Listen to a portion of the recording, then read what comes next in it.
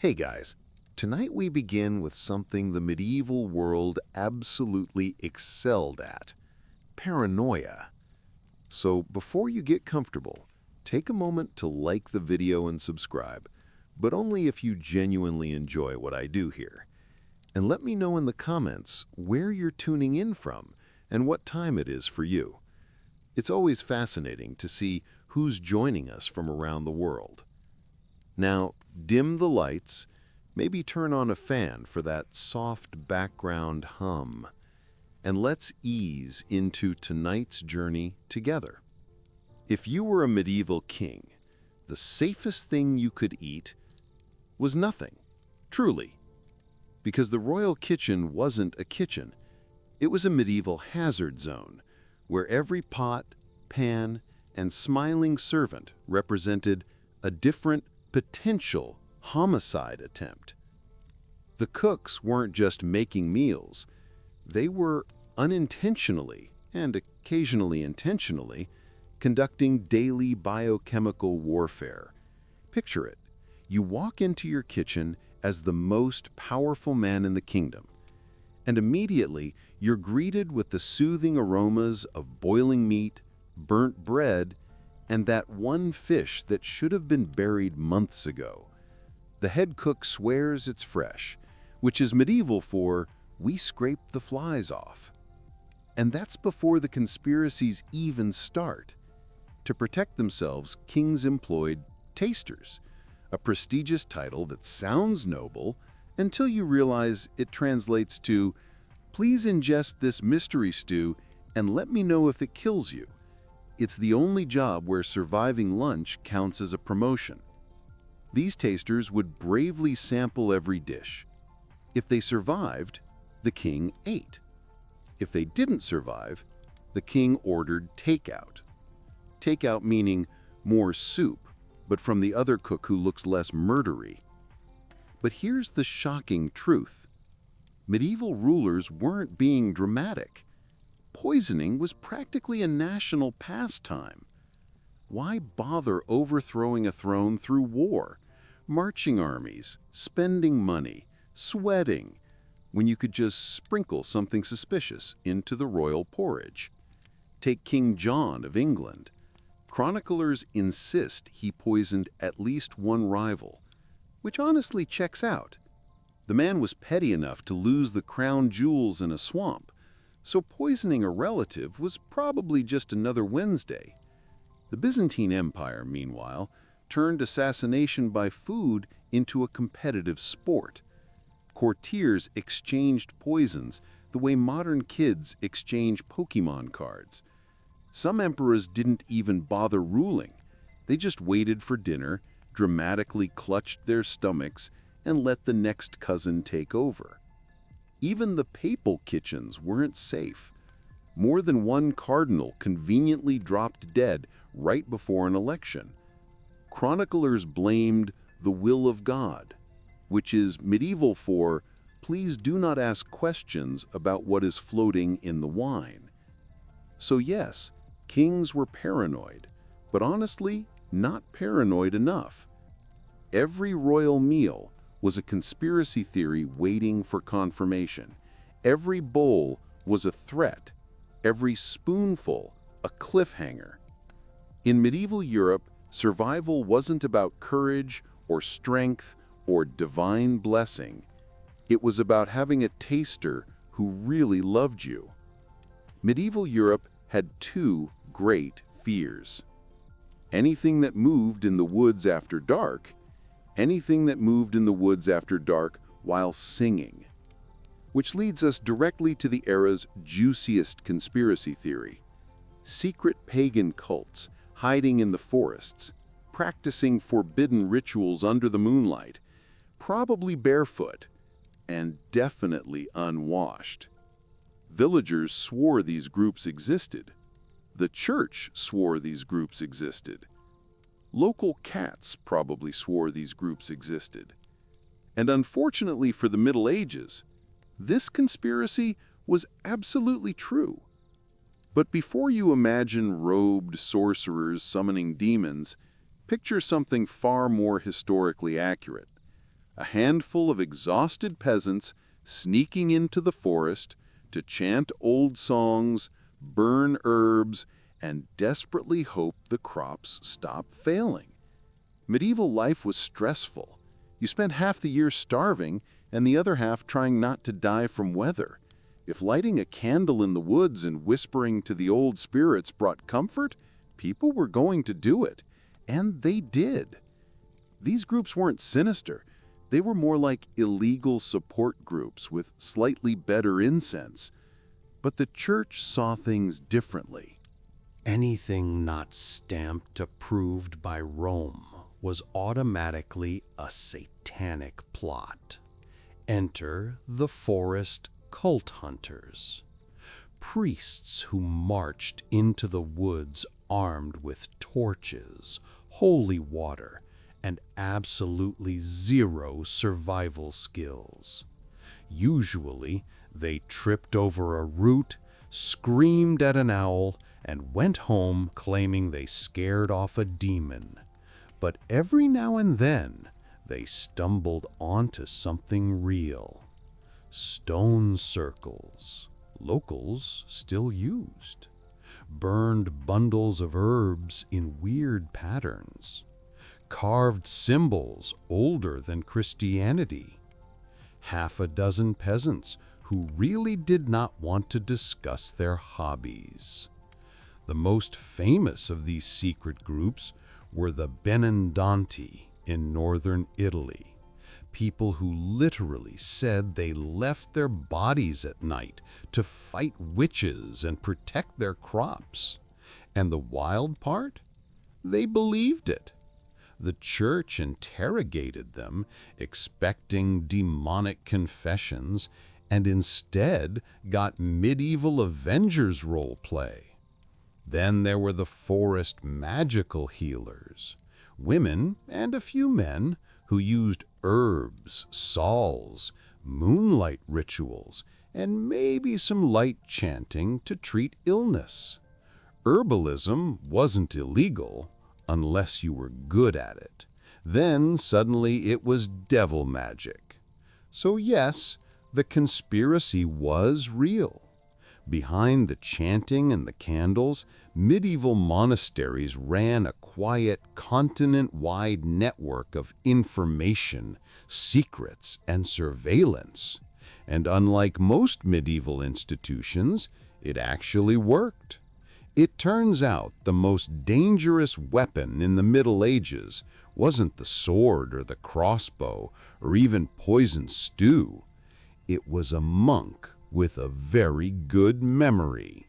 If you asked a medieval European what the Knights Templar were up to, they'd probably whisper something like, "Oh, you know, guarding treasure, hoarding secrets, worshipping mysterious heads, controlling kings, threatening the Pope, inventing banking, summoning demons."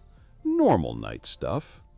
Medieval people loved a dramatic conspiracy, and the Templars were their favorite target.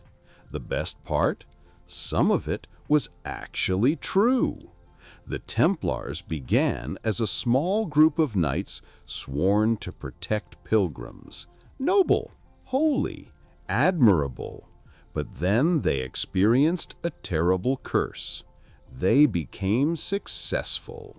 Within a century, they were so powerful that kings had to schedule their paranoia around them.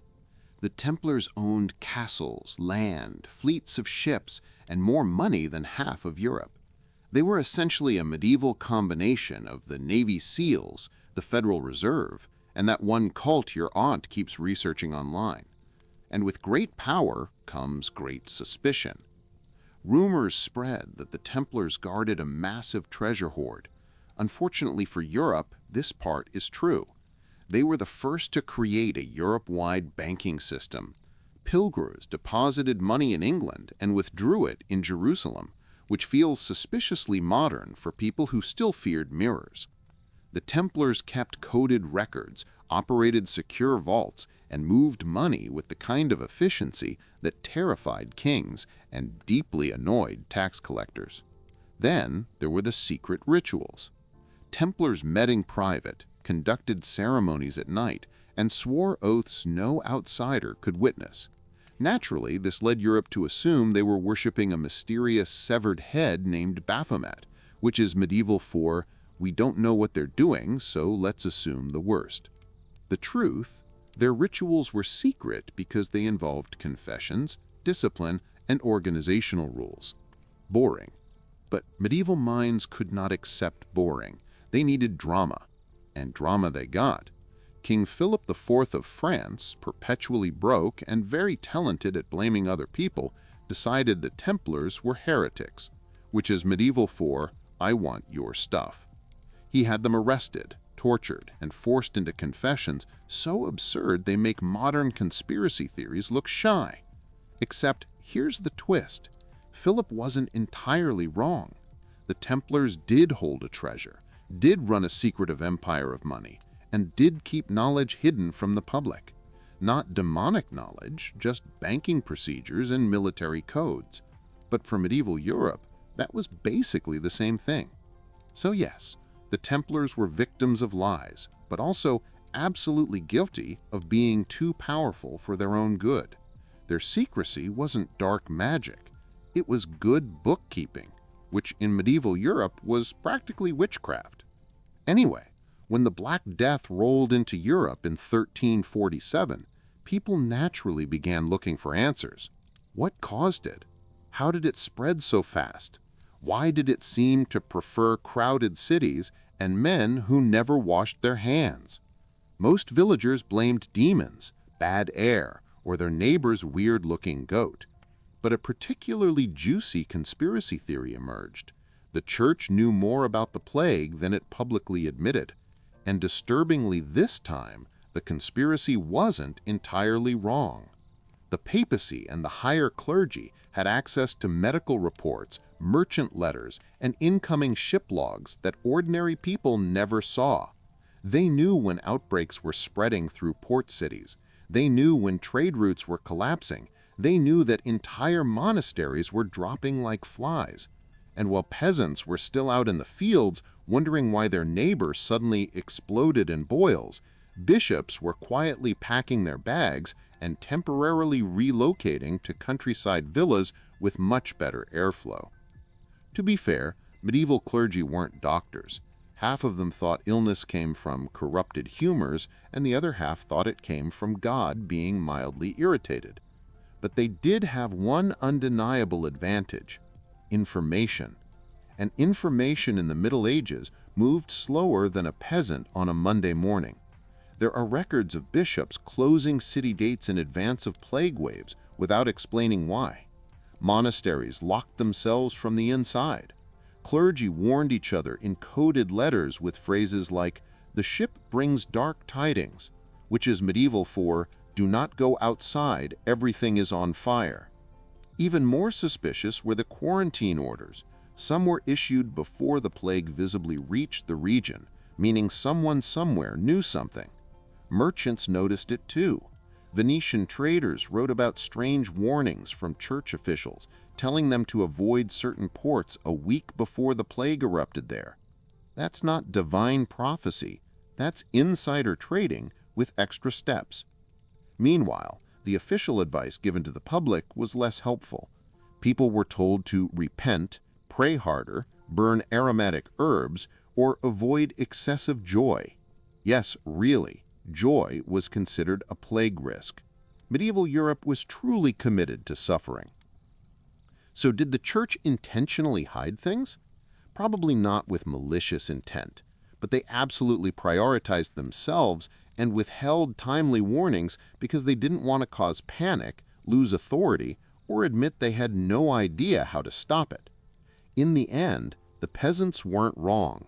Someone did know more. They just weren't sharing. If you picture medieval monks as peaceful men humming hymns and tending herb gardens, it's time to gently set that image on fire. Because hidden among the holy texts and the chanting were certain specialists, discreet gentlemen, problem solvers, men who could recite the Psalms from memory and also eliminate a political rival without disturbing the choir practice. Yes, medieval Europe had cloistered assassins.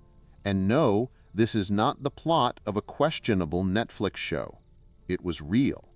These men weren't monks by spiritual calling, they were monks by convenience. Joining a monastery gave you shelter, food, legal protection, and the ability to travel between kingdoms without anyone asking why you had a suspiciously heavy bag. Monastery robes were basically the medieval version of an all-access VIP pass. And who hired these holy hitmen? Nobles, of course. The same people who were already trying to poison each other's soup. If a noble wanted something done quietly, efficiently, and with plausible deniability, he didn't send a knight. Knights were loud, knights bragged, knights tripped over their own armor. No, he sent, brother, someone who shouldn't be asked questions. These monks were often lay brothers, members of the monastery who performed manual labor and didn't spend their days copying manuscripts. They had strong arms, few witnesses, and an excellent excuse for traveling. I am collecting alms. Nothing suspicious there, except for the dagger tucked under the robe. The chronicles never say these men existed openly, but they leave clues. Too many clues. A noble dies mysteriously. A political rival conveniently falls from a window. A stubborn landowner suddenly repents, donates everything to the church, and vanishes. Monks appear in letters complaining about brothers who fail to observe spiritual discipline, which is monastic code for someone keeps sneaking out at night and we don't know where he's going. There are even recorded cases of monks being caught with weapons, disguises, or heretical correspondence. None of them confessed, of course. Monks had excellent poker faces, and the added advantage of implying that any accusation was an attack on God himself, and kingdoms tolerated it. Why?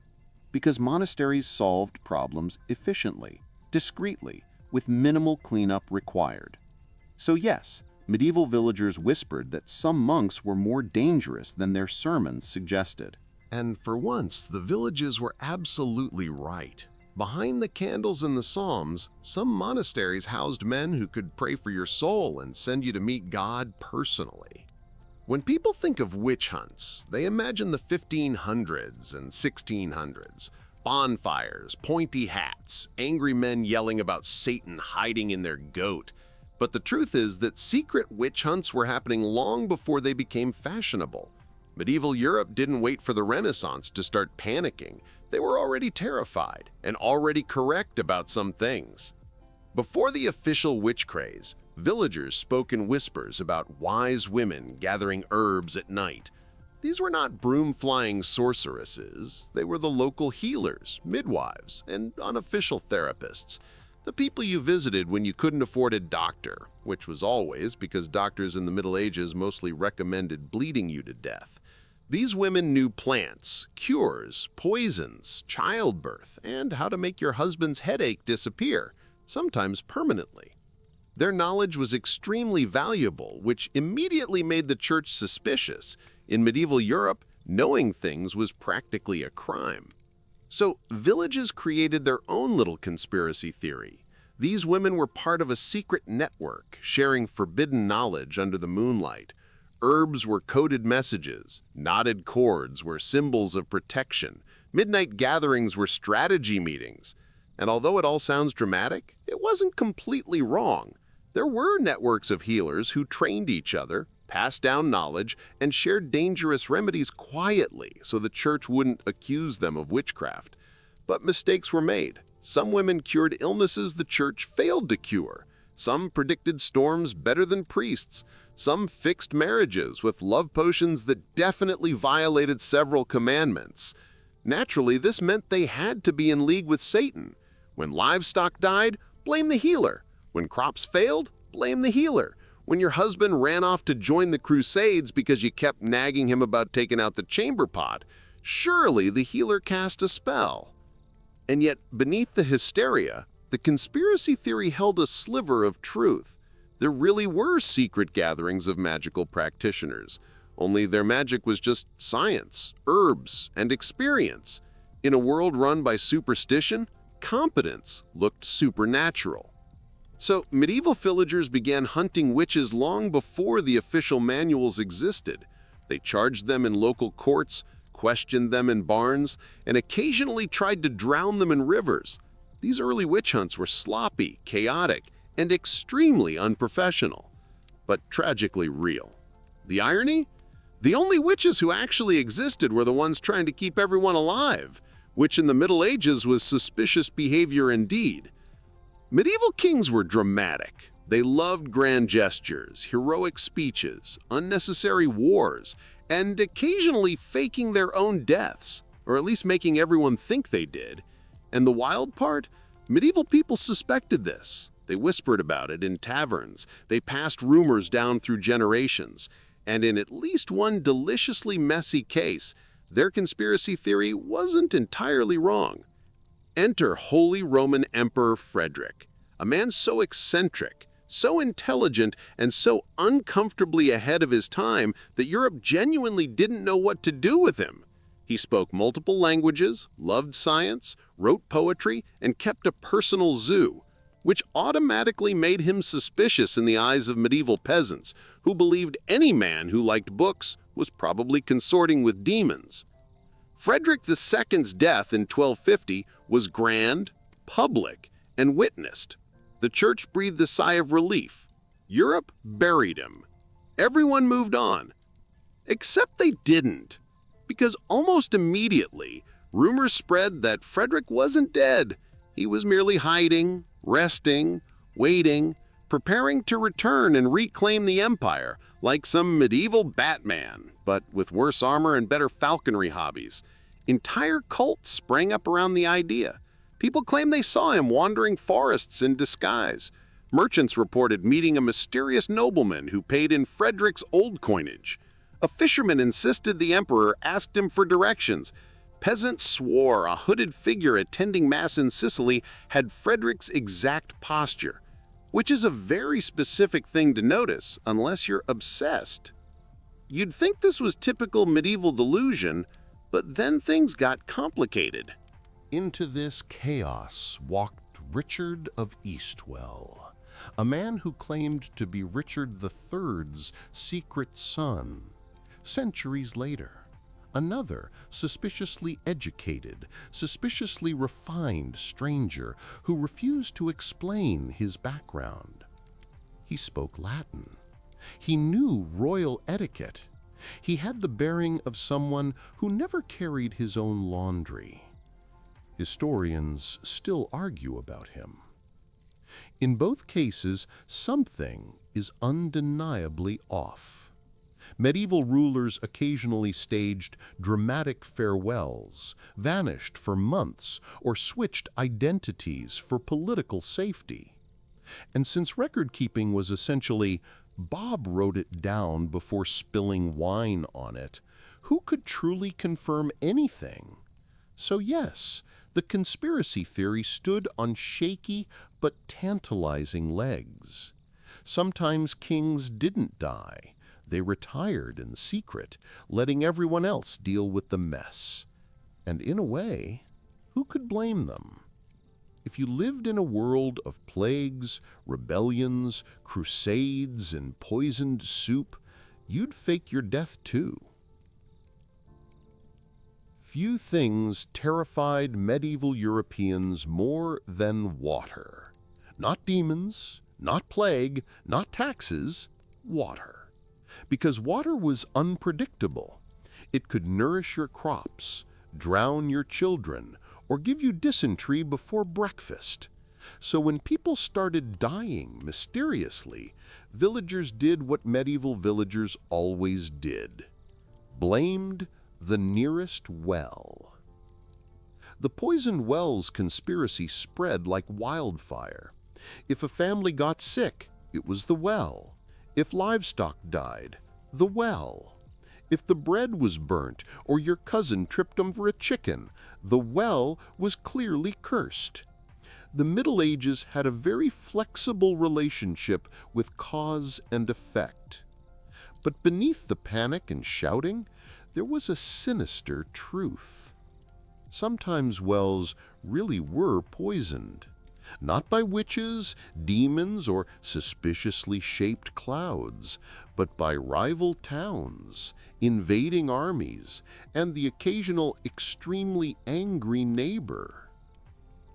During medieval sieges, poisoning wells was basically standard procedure. Armies would dump dead animals, toxic plants, or anything particularly disgusting into the enemy's water supply. Nothing says, "Please surrender," like finding a decomposing goat floating in your bucket. Siege manuals even recommended it. Imagine a military guide that calmly advises, Step 3, sabotage their plumbing.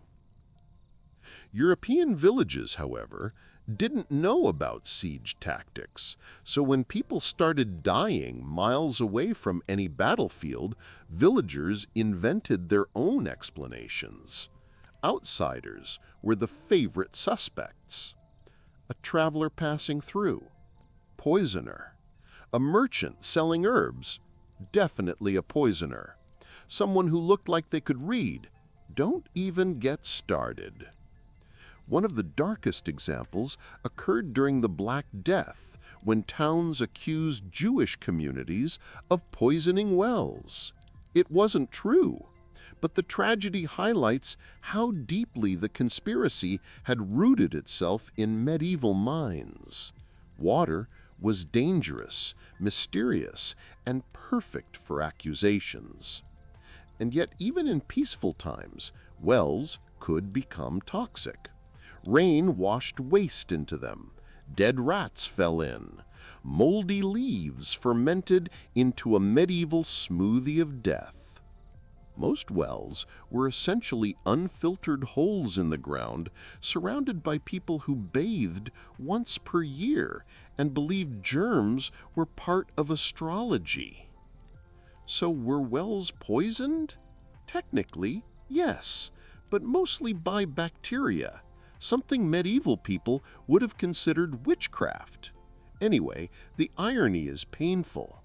Medieval villagers terrified each other with stories of secret poisoners, while nature did most of the poisoning for free. But when the entire world feels unstable, you pick simple answers. And in the Middle Ages, the simplest answer to anything was, the well did it. Medieval Europe adored a good identity crisis. If someone wandered into town claiming to be a long-lost prince, people didn't question it. They immediately threw a feast, argued about lineage, and started sharpening pitchforks just in case. And this wasn't because medieval people were gullible.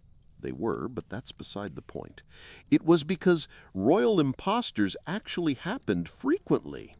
In a world without photography, fingerprints, dental records, or even consistent spelling of names, identifying someone was basically a group guess. Does he look royal was the medieval version of a background check, and looking royal usually meant having all your teeth and not smelling like onions. Enter one of the strangest cases, Richard of Eastwell. According to local stories, he appeared in Kent in the 1400s, claiming softly, politely, mysteriously to be the secret son of Richard III. A bold claim, but then he demonstrated skills no ordinary peasant would have. Reading Latin, writing beautifully, holding utensils properly, and not flinching when people mention taxes. Suspicious behavior indeed. He never admitted it outright, but he hinted heavily, and since medieval England adored drama, people believed him. Centuries later, historians still debate his origins because the details match just a little too well. Medieval record-keeping might as well have been done on napkins, so the possibility remains deliciously open. But Richard wasn't alone. Medieval Europe was crawling with resurrected royals. A popular example comes from Anastasia of Poland, who died young, supposedly only for several women to later appear claiming to be her, with court knowledge and suspiciously familiar mannerisms. Entire regions went to war over whether someone was or was not a princess, because nothing says healthy governance like a battlefield full of men yelling, "That's definitely her," while having no idea what she looked like. And then there were the cases where impostors weren't impostors at all. During crises, some rulers fled, hid, or attempted to escape assassination by disguising themselves. A king or prince in plain clothes wasn't a conspiracy theory, it was a safety strategy, which meant that every mysterious stranger story had a thin layer of truth underneath. The real problem: medieval politics loved a good plot twist. If a royal died under suspicious circumstances, which was always, people immediately assumed the body was fake, the death was staged, or the ruler was living incognito somewhere, probably regretting every choice that led to monarchy. So yes, royal impostors were a medieval conspiracy. And that conspiracy came true so often that eventually Europe stopped asking, "Is this possible?" and instead asked, "Okay, which cousin is pretending to be dead this time?" If you've ever wondered what the medieval equivalent of a restricted section looked like, imagine a small, dusty room inside a monastery, locked with 3 bolts, guarded by a monk who looks like he hasn't slept since the Third Crusade. Inside, shelves of books the church didn't want anyone reading, and that villagers whispered about like they were cursed objects. And here's the twist: these forbidden book vaults actually existed. The church controlled most education in medieval Europe. If you wanted to read, write, or do anything more intellectually stimulating than counting sheep, you had to go through them. Naturally, this meant they also controlled what you weren't allowed to read. Anything that threatened their authority, contradicted scripture, or suggested that the earth did something scandalous like move, was quietly removed from circulation. But they didn't burn everything. Burning is messy, smoky, and attracts peasants who will definitely ask questions nobody wants to answer. Instead, they stored banned texts in special archives known as auraria, scriptorium vaults, or, in some cases, literally just the locked room nobody enters except Brother Thomas, who looks guilty whenever he walks out. What was inside? A surprisingly eclectic mix. There were heretical gospels declaring opinions that could land you an interrogation faster than you can say Inquisition. There were works of Arabic science that were clearly correct, but inconveniently ahead of Christian doctrine.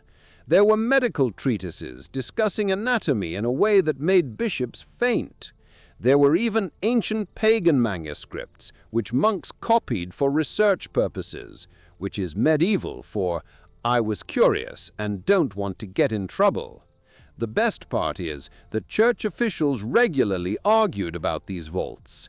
Some believed the knowledge must be preserved for future generations. Others believed the knowledge must be locked away forever because it raised too many awkward questions. Questions like, if this pagan text correctly predicts an eclipse, what else is it right about? Silence, awkward shuffling, a bishop coughing loudly to avoid further discussion. These vaults weren't mere rumor, they were policy. When inquisitors seized the libraries of accused heretics, they didn't destroy everything. They catalogued it, studied it, filed it away. Knowledge, even forbidden knowledge, was power.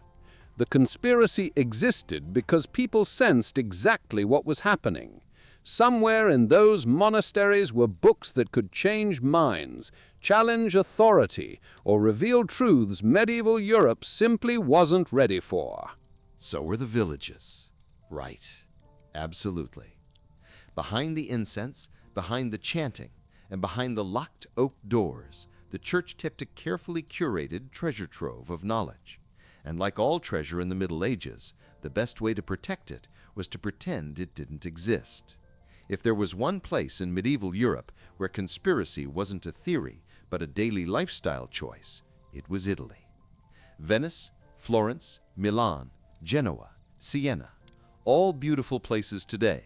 But in the Middle Ages, they were basically high-budget gangster films with better architecture.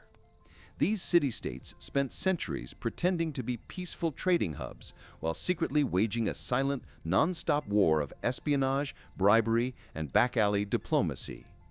And for years, Italians whispered about a shadow conflict beneath the official alliances and treaties, a hidden war of spies, saboteurs, coded letters, and accidents that only seemed to happen to politically inconvenient people.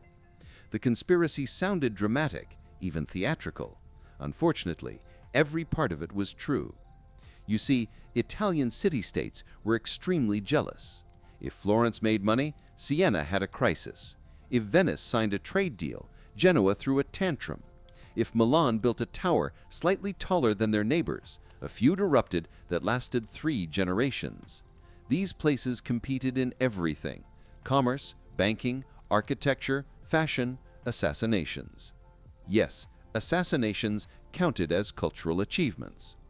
Out of this chaos emerged one of the most sophisticated espionage systems in medieval Europe. Venice especially was legendary. The Venetian government created an entire secret intelligence council, complete with coded messages, financial surveillance, diplomatic intercepts, and a network of spies sprinkled across Europe like paranoid confetti. Their enemies feared them. Their allies feared them. Even Venetians feared them. Venice also had the infamous Bouche de Lyon, public drop boxes where citizens could anonymously report conspiracies, crimes, or that their neighbor was acting suspiciously Italian. These messages were reviewed by a secret council that decided what needed to be investigated, discouraged, or quietly eliminated. Italy didn't invent the deep state, it simply gave it better outfits.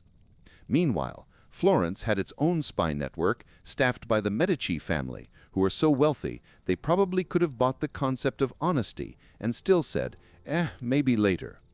Florence specialized in bribery and banking manipulation. Milan specialized in intimidation.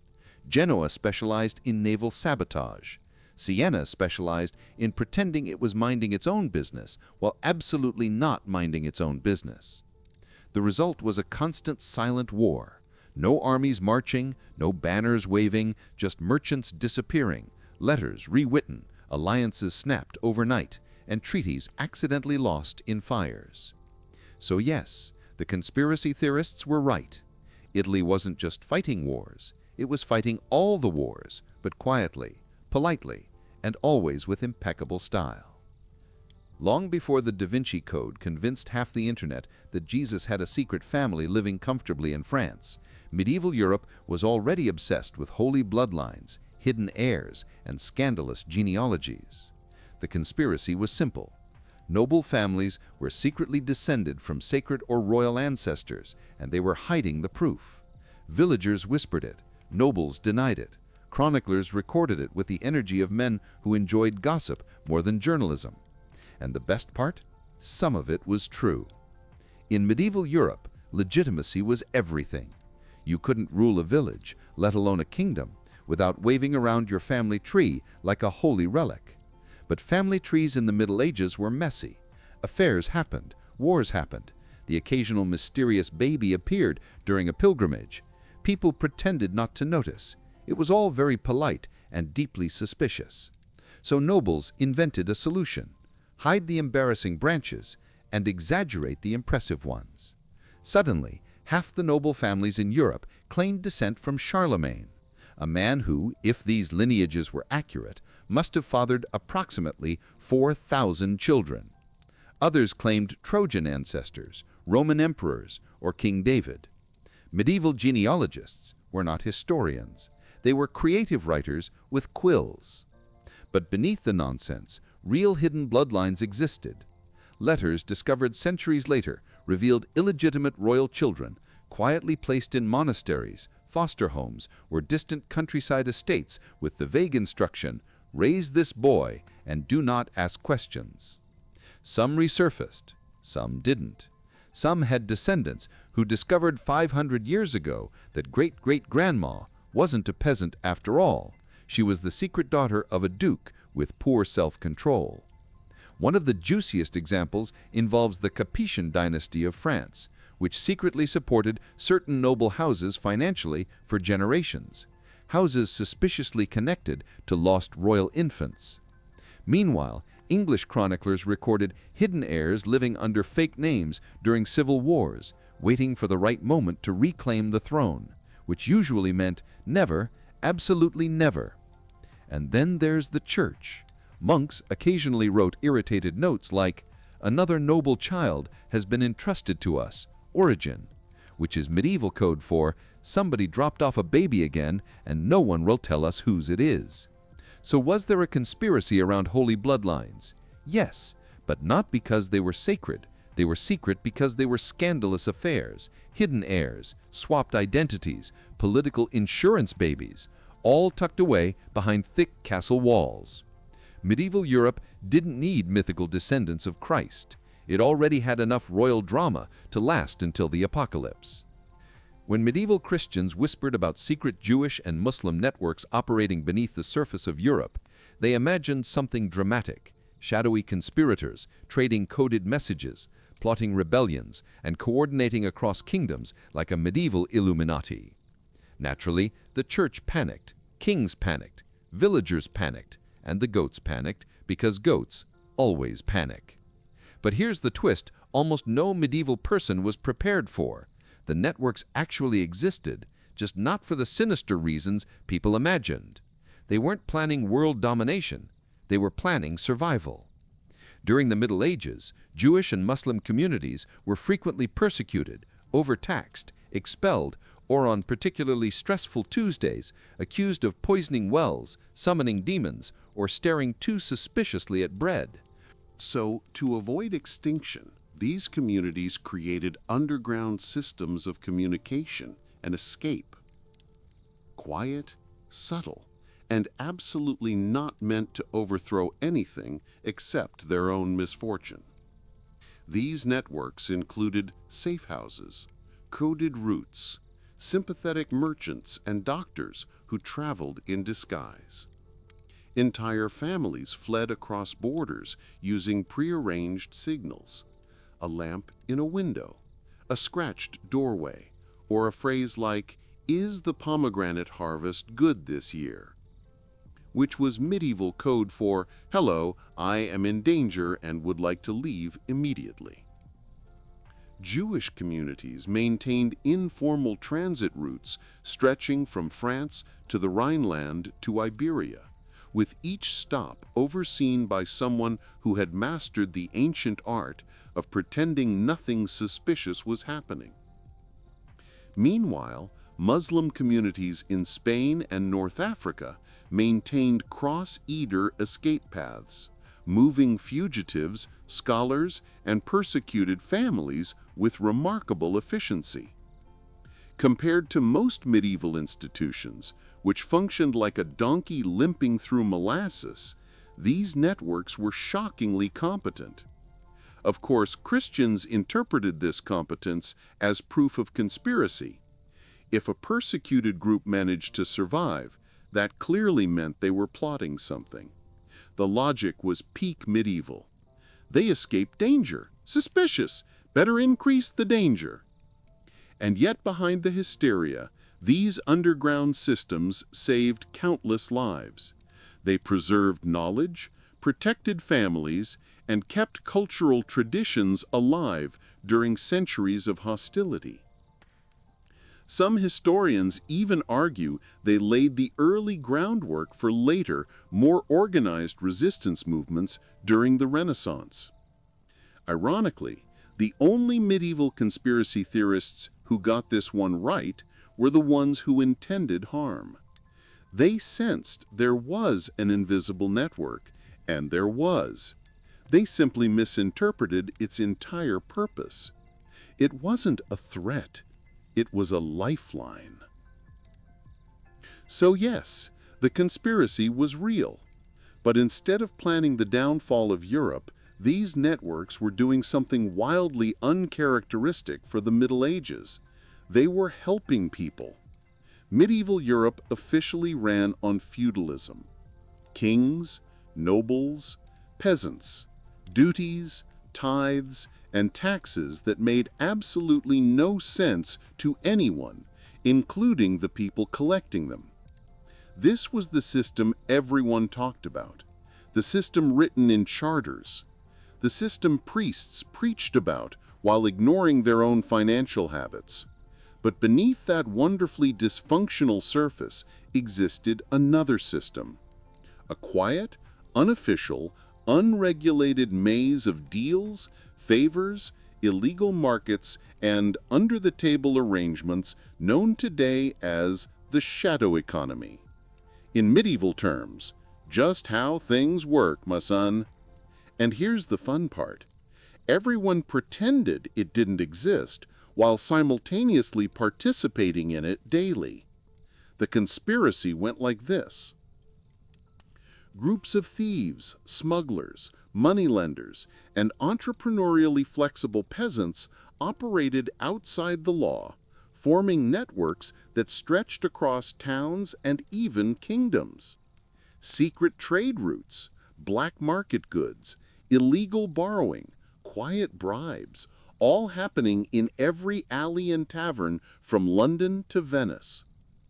Medieval people believed in this underground economy. They told stories about it. They warned their children about it. They drew very dramatic lines in the sand about how sinful it was. And they were absolutely right. Start with the thieves' guilds. Yes, they existed. No, they did not wear uniforms. But they organized territories, settled disputes, and punished independent thieves for violating professional courtesy. Medieval law enforcement was so useless that thieves created their own HR department. Then there were the unofficial money lenders, often operating in back rooms of taverns, monasteries, or that one house on the corner everyone avoided because charging interest was technically a sin, unless you did it quietly, in which case it was mutual aid. Smuggling was everywhere. Salt, wine, grain, wool, ink, iron. If it could be taxed, someone was smuggling it. The king's tariff was less a law and more a polite suggestion no one took seriously. Entire villages would mysteriously lose shipments right before tax collectors arrived, only for those same goods to reappear moments later in the barn of someone named Petro, who found them on the road. Markets had their own conspiracies. Sellers fixed prices. Bakers hid cheap flour and bread. Butchers adjusted weights. Fishmongers claimed their fish was fresh when it clearly died during the First Crusade. Everyone lied a little, stole a little, and nodded politely on Sunday Mass, as if God hadn't watched them cheat 3 customers that morning. So yes, the medieval shadow economy was real. It was thriving, and it was the only part of the economy that actually worked consistently. The biggest conspiracy wasn't that it existed, it was that everyone pretended they weren't involved. Night in Chiang arrived softly, like silk falling over the city. But the pleasure quarters never truly slept. As the sun slipped behind the palace roofs and merchants closed their shutters, another world awakened, one built not on laws or duty, but on sensation, artistry, and the delicate promise of escape. Lanterns lit first, trembling gently. The servants carried them out in long chains, each flame protected behind lacquered shades of red gold and soft jade. Soon the entire district glowed like a small constellation brought down to earth, shimmering above the cobblestones that had been worn smooth by generations of wandering feet. Walking through the first archway, a visitor heard the world change. The clatter of daytime markets faded behind them, replaced by the soft stroke of zithers, the rhythmic tapping of wooden blocks, and laughter drifting through silk curtains. Tea houses opened their doors with quiet pride, each one promising a slightly different atmosphere, some peaceful and scholarly, others lively and filled with actors rehearsing lines before their evening performances. The air smelled of roasted barley tea, honeyed pastries, sandalwood incense, and occasionally a faint touch of plum wine. What made Qifeng's floating world unique was not only its beauty, but its illusion. The sense that once inside, time loosened its grip. Scholars who had spent their days buried in scrolls arrived to recite fresh poetry. Government clerks, exhausted from bureaucracy, came seeking a few hours of elegance. Even wandering monks were known to stop at the district's entrance and watch quietly, as if observing another realm entirely. The streets twisted like painted ribbons, each turn leading to a new spectacle. A puppeteer surrounded by children, a masked performer practicing acrobatic leaps, courtesans behind gauzy screens preparing their hairpins, calligraphy sets, and embroidered robes. Everything was movement, music, and anticipation, yet contained within a serene, dreamlike order. Visitors often remarked that entering Qiong's pleasure quarters felt like stepping into a painting where nothing harsh or hurried could touch them. The laughter was gentle, the music rounded and soft, the lantern light warm enough to make even passing faces appear poetic. It was a world both real and unreal, crafted deliberately to soothe the mind, stir curiosity, and make every guest feel, if only for an evening, weightless. Here, pleasure was not loud or crude. It was refined, carefully arranged, and embroidered in artistry. And this was only the beginning. If the entrance to Kaifeng's floating world was a soft breath, then its tea houses were a heartbeat, steady, warm, and endlessly inviting. They lined the district like polished jewels, each with its own character, yet all sharing the same devotion to refinement. Some were modest, with bamboo blinds and simple clay pots. Others glowed with lacquered pillars, jade-green tiles, and carved screens depicting cranes, plum blossoms, or scenes from beloved operas. Together they formed a delicate corridor of light and aroma that enticed newcomers deeper into the quarter. Stepping inside a tea house meant stepping into an atmosphere carefully woven from ritual and intimacy. The first sensation was always the scent: toasted barley, chrysanthemum petals, osmanthus blossoms, or the deeper, earthier warmth of pure bricks softened by age. Servers moved with practiced grace, gliding between silk cushions and low wooden tables with trays of steaming cups arranged like miniature constellations. Conversations remained hushed, as though even laughter respected the delicate balance of flavors and sounds. These tea houses were more than places to drink. They were listening rooms, social theaters, and sanctuaries for wandering thoughts. Scholars gathered here to debate poetry and philosophy, challenging one another with new verses scribbled hastily on fresh scrolls. Aspiring officials discussed their exam prospects, pretending calm while hiding their anxiety. Merchants negotiated deals beneath layers of polite formality, and soldiers passing through the capital sat quietly, savoring a few hours of peace before returning to harsher duties.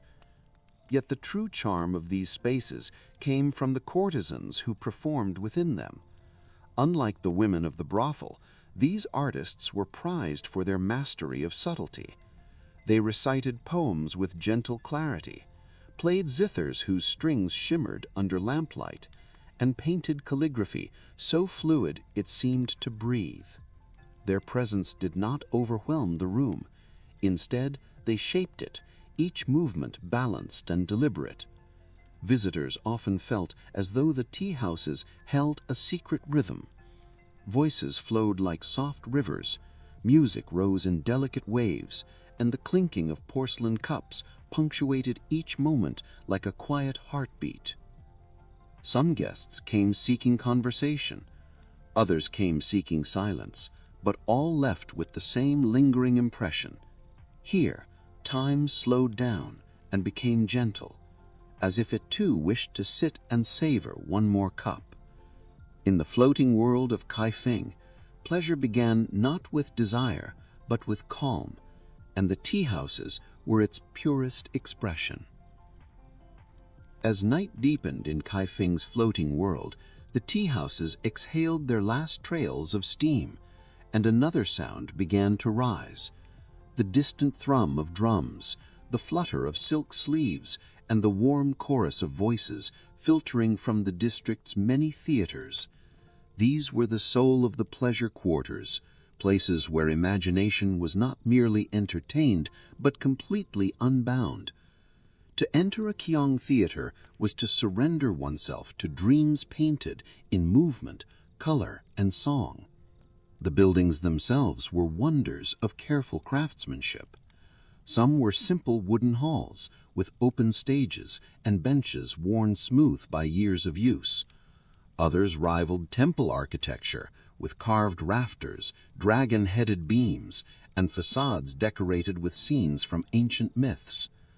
Lanterns hung overhead in tiered arrangements, casting a golden glow that softened every contour and turned the audience's faces into floating shapes of anticipation.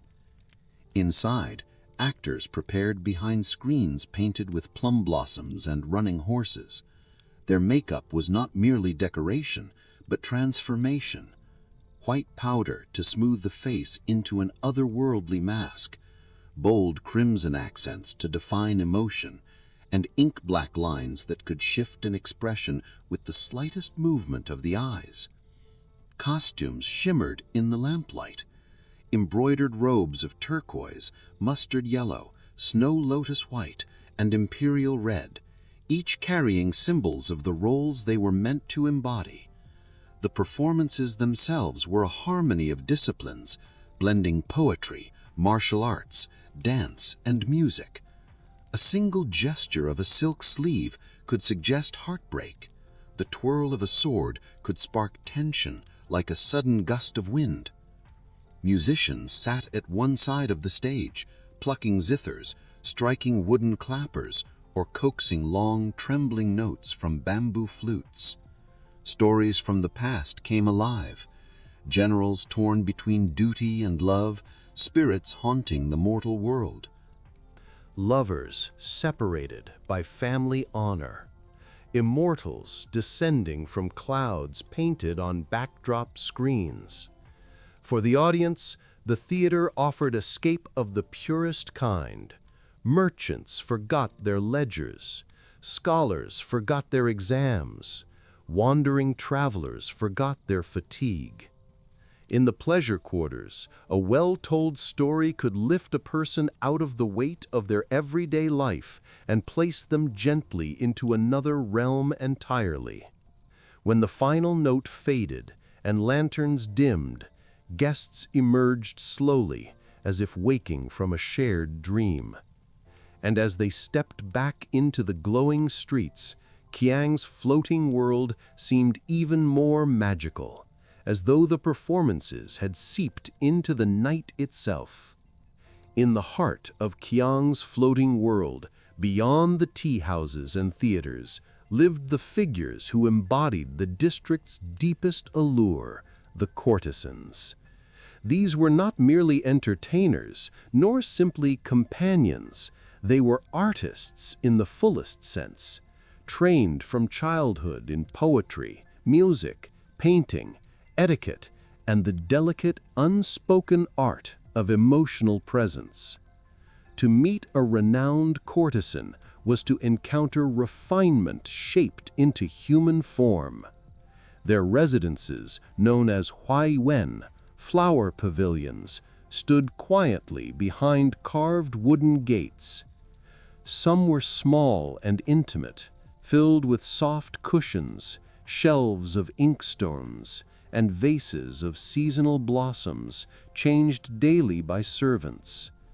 Others were grand with inner courtyards, koi ponds, and moon gates through which lantern light drifted like floating petals. Regardless of size, each pavilion carried the gentle fragrance of incense, cosmetics, and newly brushed silk, creating an atmosphere of tranquil anticipation. The courtesan's charm began long before she spoke. Her appearance was a composition in itself. Hair styled into elegant loops and combed smooth with perfumed oils. Silk robes dyed in hues that flattered her complexion. Pale lilac, lake blue, lotus white, embroidered with subtle threads of silver or gold. When she moved, the fabrics whispered, soft as breath. When she sat, her posture carried the serenity of someone who understood the power of stillness. But their true art was expression. A courtesan could recite a Tang poem with such clarity that each syllable felt like falling dew. She could paint calligraphy characters so fluid that the strokes seemed to ripple like water.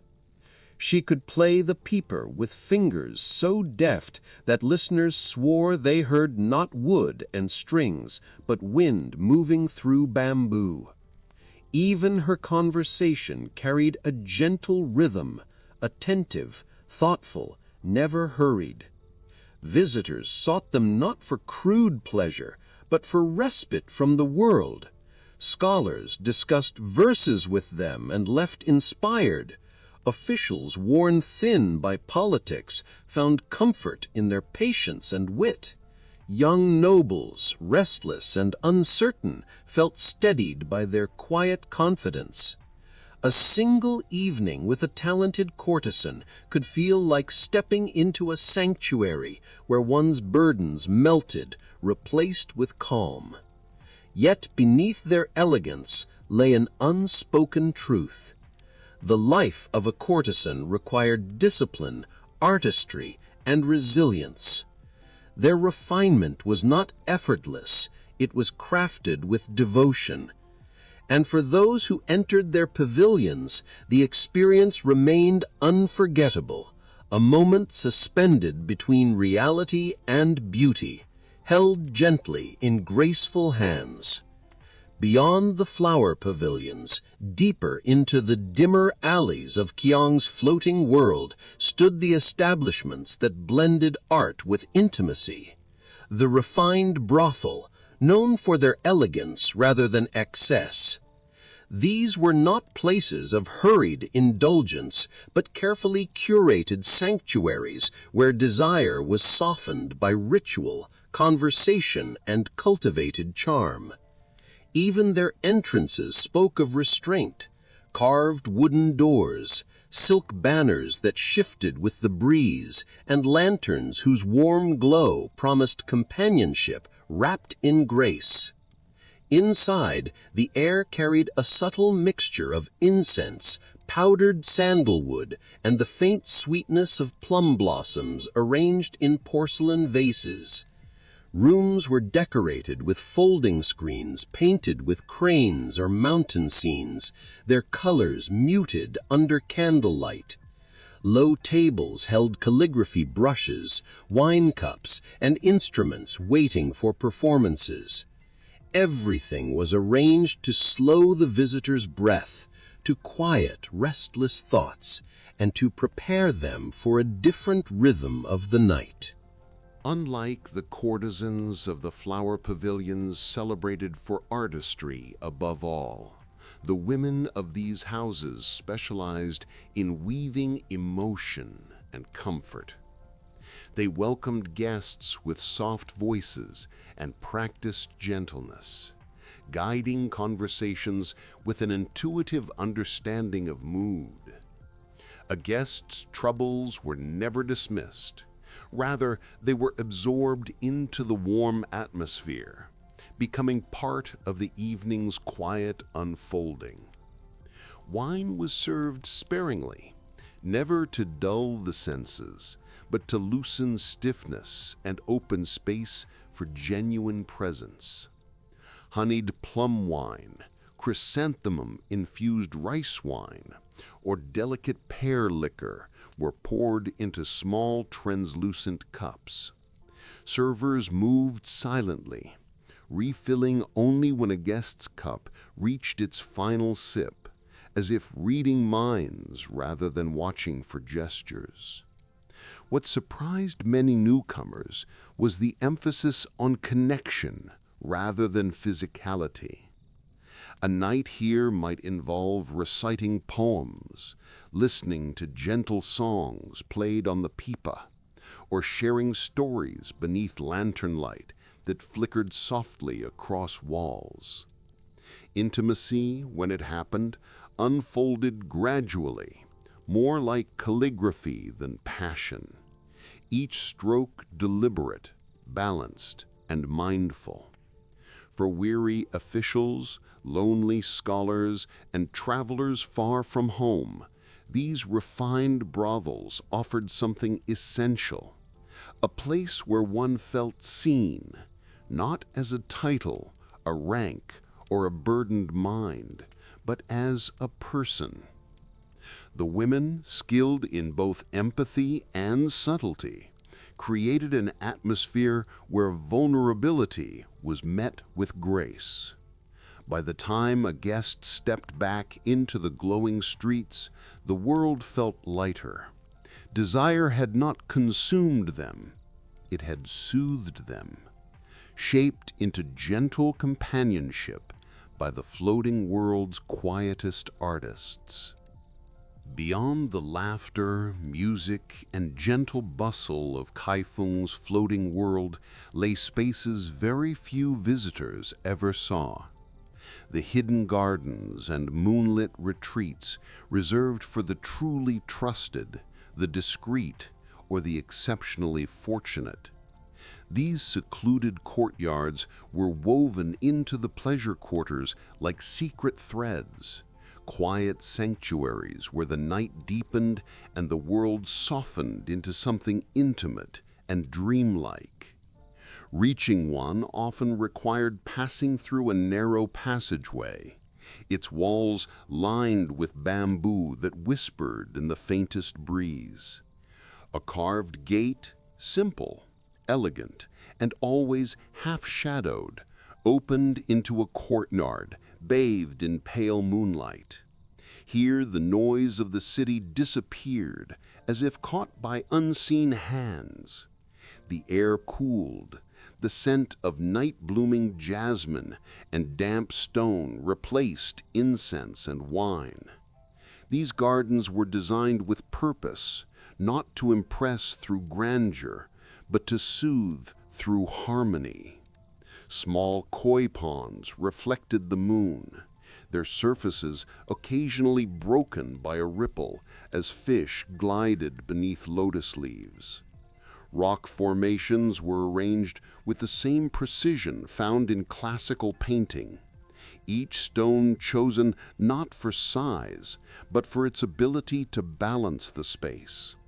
Pebbled paths curved gently, avoiding straight lines, as if to encourage wandering rather than arriving. Pavilions stood at the edges, their lattice windows glowing faintly with candlelight. Inside, low couches were set with embroidered cushions. Scrolls lay open on lacquered tables, and teapots released steady curls of steam. These retreats were not built for revelry.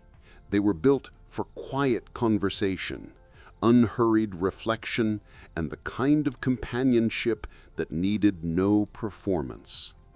Courtesans often brought their closest patrons here, not for intimacy in the traditional sense, but for something far rarer, sincerity. Away from the eyes and expectations of the district, masks often fell away. Officials spoke of their doubts, Scholars confessed fears the exams never allowed them to express, and wanderers told stories the roads had forced them to keep to themselves. The women, skilled in reading the undercurrents of emotion, listened with patient awareness. Sometimes a pipa was played so softly that the notes seemed to float rather than echo. Sometimes only silence filled the space shared comfortably between two people watching the lantern light tremble on the pond's surface. And sometimes, when the moon was high and the jasmine scent strongest, guests felt as though they had stepped entirely outside the world. These hidden gardens were the floating world's quiet heart, places where pleasure transformed into peace, and where the night itself seemed to pause to listen. In Kiang's floating world, music and calligraphy were not simply pastimes. They were languages, refined expressions that revealed the inner rhythm of the night. While visitors often arrived seeking conversation, comfort, or performance, many found themselves unexpectedly captivated by these quieter arts. They formed the backbone of the district's emotional landscape, turning fleeting evenings into memories that lingered like ink on silk. Music came first, drifting through the pleasure quarters like a soft breeze. The pipa, with its pear-shaped body and bright fluid notes, was the most familiar voice of the night. Courtesans plucked its strings with fingertips hardened by practice, yet softened by grace, producing melodies that could shift from playful to melancholic with a single change of tempo.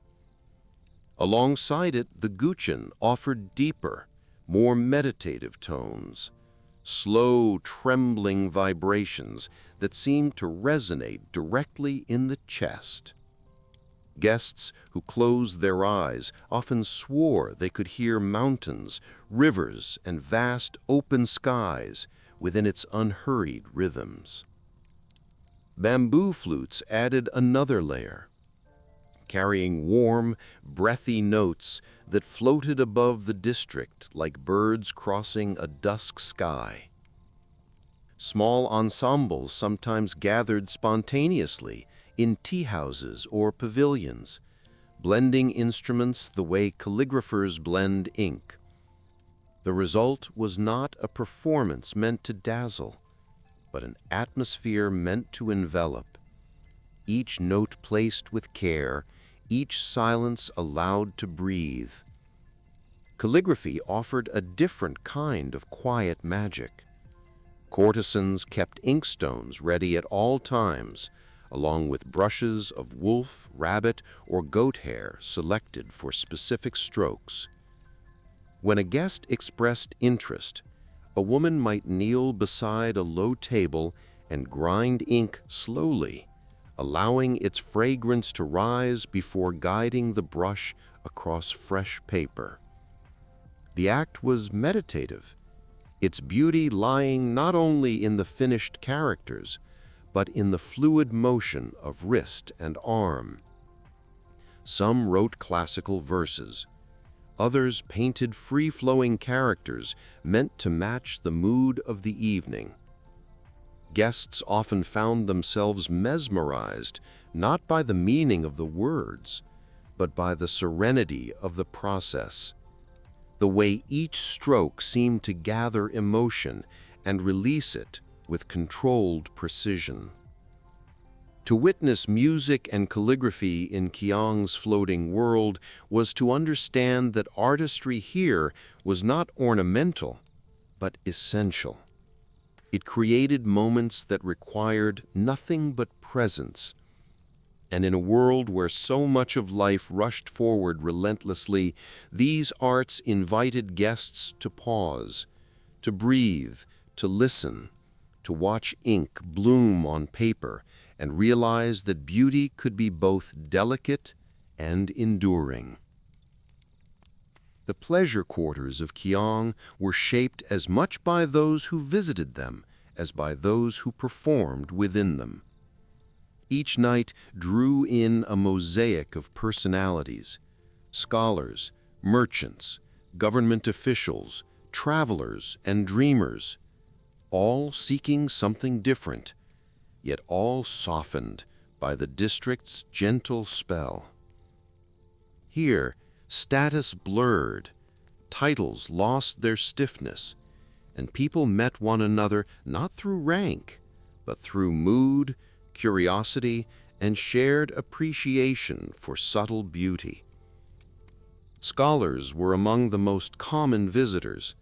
Many had spent the day buried in the rigors of preparing for the imperial examinations, a system that demanded perfect memory, flawless reasoning, and endless discipline. By the time evening arrived, their minds ached with confusion, classics, and bureaucratic anxieties. In the floating world, they found release. Tea houses became their temporary academies, where debates flowed more freely, and courtesans skilled in literature offered insights that surprised even the most confident young intellectuals. Some scholars left with new verses to ponder. Others left with hearts gently stirred by a courtesan's calm smile. Merchants, weary from negotiation and travel, came seeking something different, companionship that didn't hinge on profit. They enjoyed the warmth of a shared drink, stories exchanged beside lantern light, and the comfort of being treated not as negotiators, but as humans.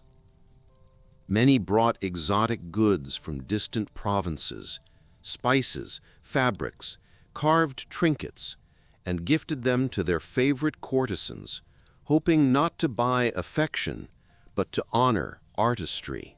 Officials arrived cautiously, wrapped in layers of duty and secrecy.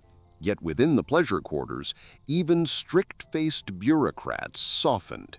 Some sought intellectual sparring partners. Others sought silence. A few came simply to observe, finding comfort in watching life unfold without needing to control it. The courtesans understood how to navigate these men, listening without judgment, offering empathy without obligation. Then there were the wanderers, individuals with stories the road had shaped, soldiers between assignments, monks passing through the capital, entertainers from other cities, and young dreamers unsure of their place in the world. They came without expectations, content simply to sit beneath lanterns, sip warm tea, and feel part of a wider, gentler human tapestry. What bound all these groups together was a shared desire for refuge. The pleasure quarters were not an escape from responsibility, but a pause from its weight, a place where emotion, beauty, and conversation flowed freely. Here, every visitor, no matter their origin, found a small corner of belonging in Kiang's luminous night. As night in Kiang slowly thinned into the pale edges of dawn, the pleasure quarters began their quiet transformation. Lanterns, once glowing like warm constellations, flickered as their oil ran low. The music softened, conversations tapered off, and the floating world, so alive only hours before, began to fold itself gently away, like silk robes being carefully stored after an evening of elegance. The streets at this hour carried a rare stillness. The laughter and footsteps that had echoed beneath the eaves were now muted, replaced by the soft sweep of brooms and the rustle of early morning vendors preparing their stalls. The scent of jasmine and heated wine faded, replaced by the cooler fragrance of dew on stone, and the faint sweetness of steamed buns rising in nearby kitchens. Tea houses closed their carved doors one by one, curtains falling like tired eyelids after a long night of stories, debates, and hushed secrets. Within the flower pavilions, courtesans extinguished their candles and loosened their elaborate hairstyles, letting the long weight of their day slip free. Their instruments rested on low tables, strings cooling in the morning air. The women moved with a gentler, more private grace now, not the polished performance of the night, but the quiet routine of those who lived between two worlds. Some sat by their windows, watching the sky brighten. Others wrote a final line of calligraphy to settle their minds before sleep. For them, dawn marked not the beginning, but the end. Hidden gardens fell completely silent. Moonlit ponds that had reflected whispered confessions now mirrored the earliest hints of sunlight. The koi moved lazily, undisturbed by the absence of voices. The pavilions stood empty, their paper windows glowing softly, as if holding the last traces of the night's memories. Even here, the atmosphere shifted from enchantment to rest, from intimacy to stillness too. Patrons departed slowly, stepping out with the lingering softness that the district so carefully cultivated. Scholars held their robes a little tighter, thinking over poems recited hours earlier. Officials walked with lighter expressions, their burdens temporarily eased. Merchants breathed in the cool morning air, savoring the rare feeling of a night spent not in negotiation, but in gentle company. By the time the sun rose fully, the floating world had nearly vanished. The pleasure quarters appeared ordinary again, just another part of the city. Yet those who had walked its lantern-lit paths carried something with them, the sensation of having lived, even briefly, in a realm shaped by art, beauty, and human connection. And they knew that when night returned, Gyeong's hidden world would awaken once more, ready to offer another evening of soft light, refined companionship, and dreams painted in music and silk. The city stretched for kilometers when on the move, with soldiers, cavalry, engineers, siege specialists, medics, blacksmiths, cooks, scribes, and interpreters. Behind them came thousands of animals, mules, camels, pack horses, each loaded with tools, food, spare weapons, and medical supplies. The army had no trucks, no engines, no radios, yet it coordinated movement across some of the harshest terrain on Earth with a precision modern militaries still study. Alexander inherited a brilliant system from his father, King Philip II, but he refined it ruthlessly. The army traveled light, extraordinarily light for its size. Soldiers carried only essential gear, weapons, armor, a cloak, a few days' worth of grain, and often a simple cooking pot. Tents were mostly reserved for officers. Ordinary soldiers slept under the open sky, reducing baggage weight and increasing speed. The less they carried, the faster they moved. And speed for Alexander was as deadly as a spear. But movement was only half the story. The real miracle lay in supplying the army. Alexander understood that fuel, food, water, fodder was as important as bronze and iron. His scouts rode days ahead, mapping wells, rivers, and villages. Local cooperation was negotiated before the army ever arrived. If an area couldn't support the troops, routes were changed. If grain was needed, caravans were organized. If the land was barren, rations were adjusted and marches were shortened to avoid exhaustion. This careful choreography made Alexander's army something almost unnatural for its time. A force that could move swiftly, strike suddenly, and survive in environments where other armies would starve. The logistics were invisible to most, but they were the heartbeat, the silent engine, the reason a young king could take one army across deserts, mountains, and empires and never let it collapse under its own weight. Feeding 40,000 men was not a challenge. It was a crisis waiting to happen every single day. Alexander's commanders understood this better than anyone. A soldier could fight without sleep.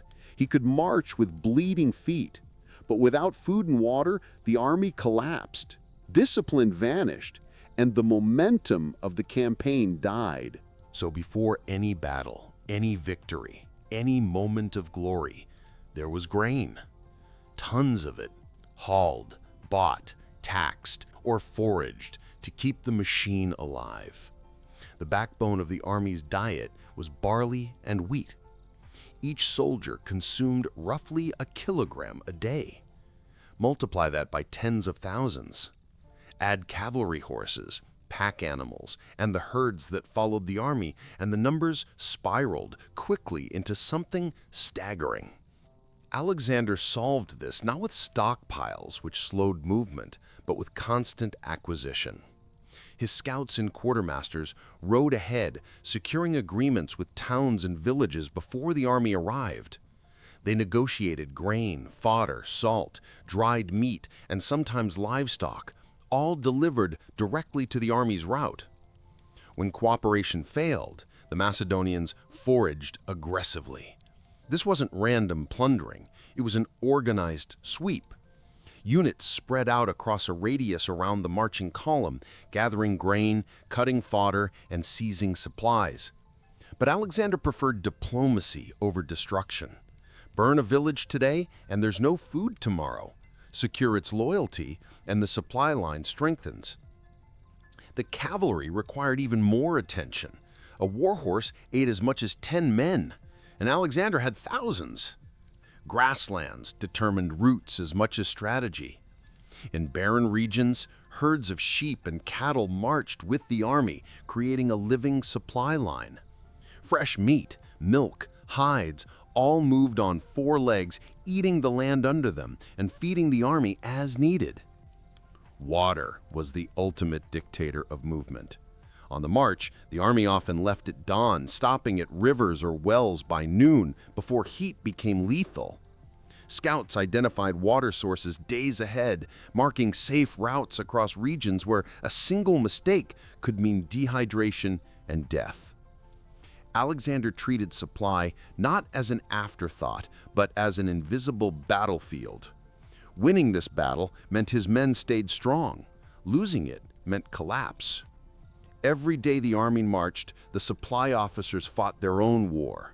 One measured not in casualties, but in grain sacks, hoof prints, and the precious sound of water flowing where it was needed. Most Alexander's victories are often remembered for their heroic clashes, phalanx versus empire, cavalry versus chaos. But the real battleground lay beneath the soldiers' feet. Terrain was both enemy and ally. Roads, mountains, rivers, deserts, and passes shaped the pace, direction, and survival of the campaign. Far more than any general's intentions, Alexander understood this instinctively.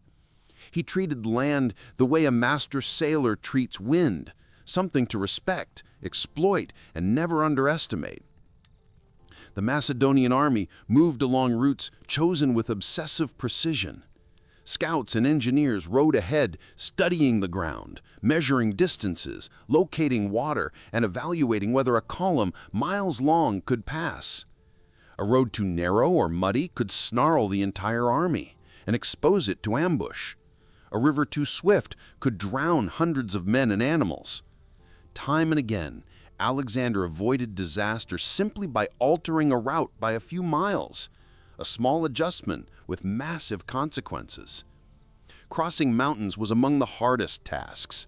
The Balkan Rangers, the Taurus Mountains, and especially the Hindu Kush tested the army beyond endurance. Narrow passes forced men to march single file. Cold turned weapons brittle. Snow blinded horses. Avalanches and rockfalls threatened entire units. Yet Alexander planned each ascent with mathematical calm. Breaks at sheltered ledges, fires prepared in advance, pack animals redistributed to prevent accidents, and reserves of grains saved specifically for these deadly climbs. The deserts were even worse. The Syrian steppe, the fringes of Mesopotamia, and later the Gedrosian desert presented a kind of warfare without an enemy. Heat, thirst, disorientation. Alexander's movement through these regions depended entirely on prior information.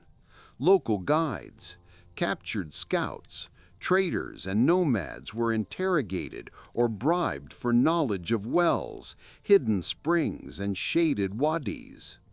A single incorrect direction could doom thousands. Alexander's genius was not just following advice, but choosing the right advisors. Even open plains required skill. The army marched in flexible blocks, keeping cavalry close to protect supply trains. Engineers improved roads on the spot, leveling earth, laying planks over marshy ground, and reinforcing banked river edges. Where bridges didn't exist, they built them. Where rivers were too wide, Alexander used vies, rafts, or captured ships. Every crossing was a construction project executed at military speed. Movement wasn't just transportation, it was strategy. By mastering the land, Alexander mastered time. He arrived when enemies thought him weeks away. He struck before they believed movement was possible. Terrain didn't slow him, it amplified him. And that, more than any sword, made his campaign unstoppable. No ancient campaign survived on strength alone. Armies without information walked blind into deserts, ambushes, empty storehouses, and poisoned wells. Alexander understood this better than any commander of his age.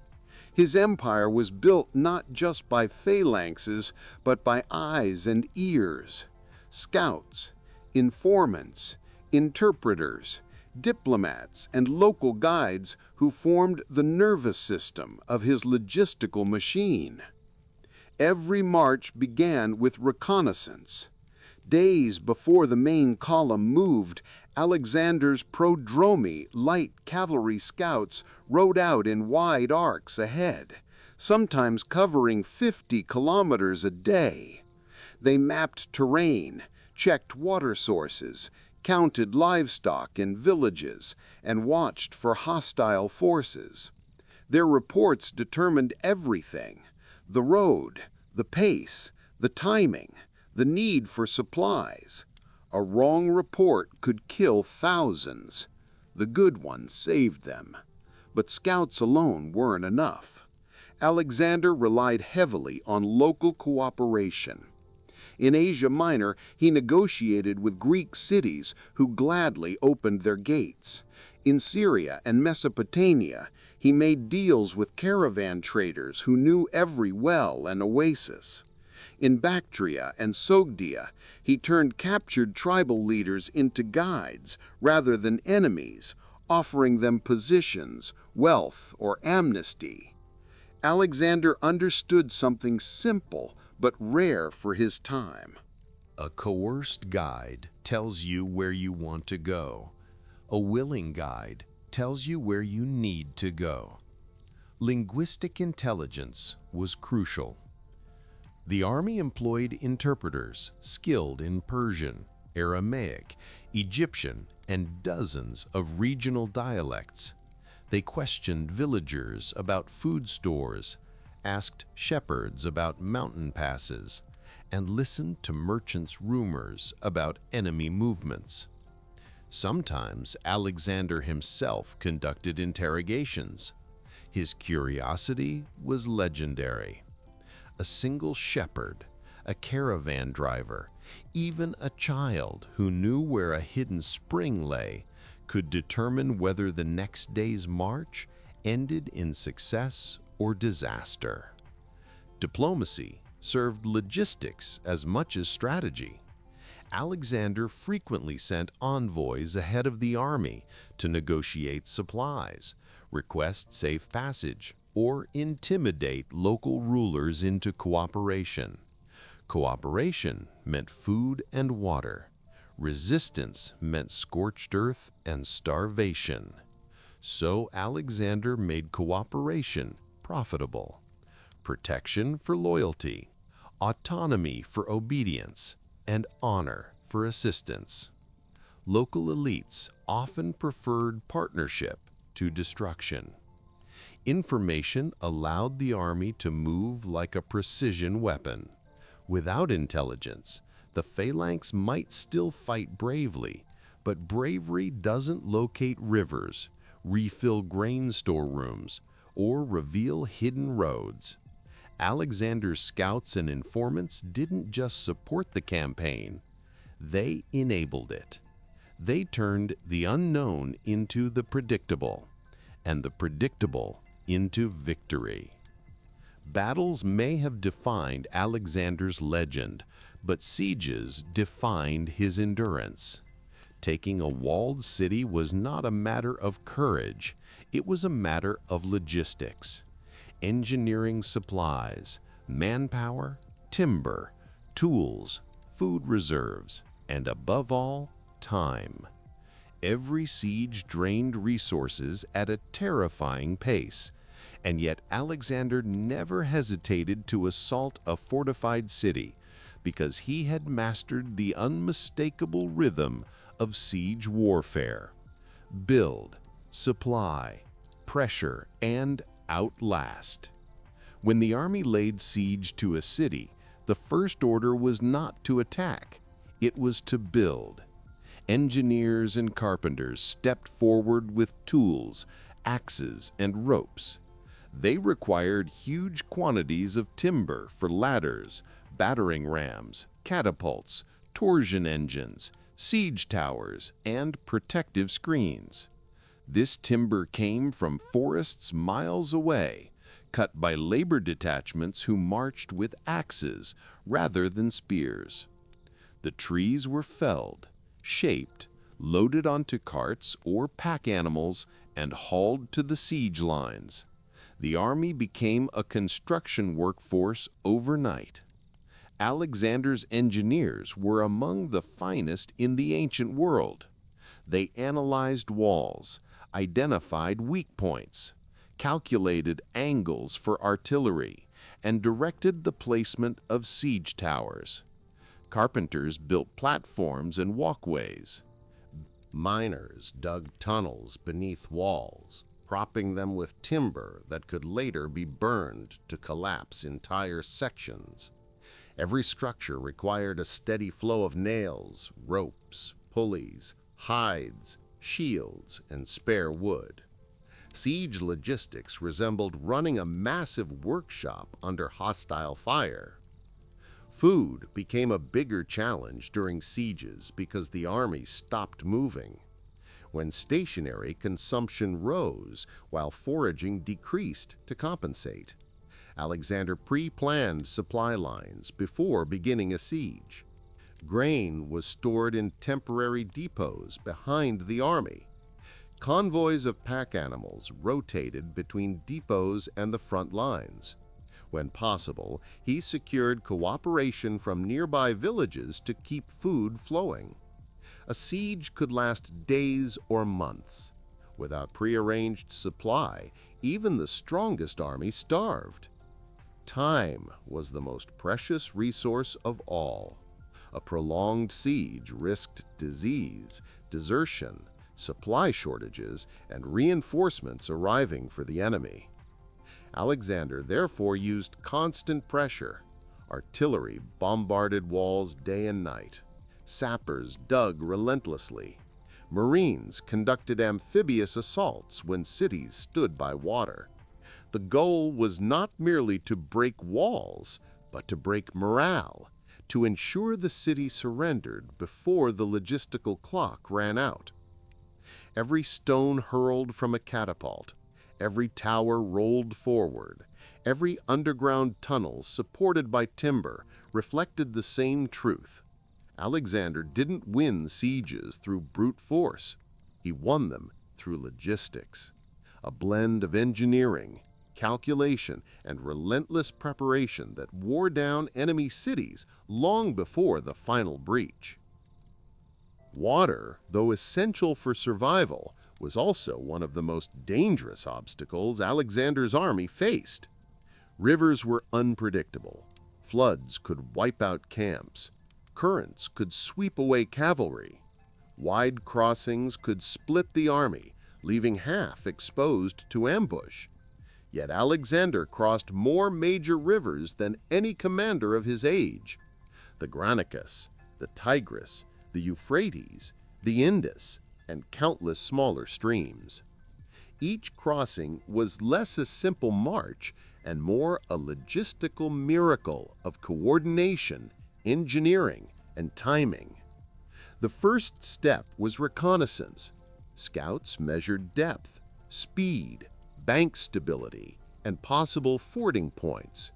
Engineers then determined the safest method. In shallow rivers, soldiers crossed in tight formations, shields linked to break the current. Horses swam beside them, guided by reins held high. But deeper rivers demanded ingenuity. Alexander used ferryboats and makeshift rafts whenever possible. Local vessels were seized or hired.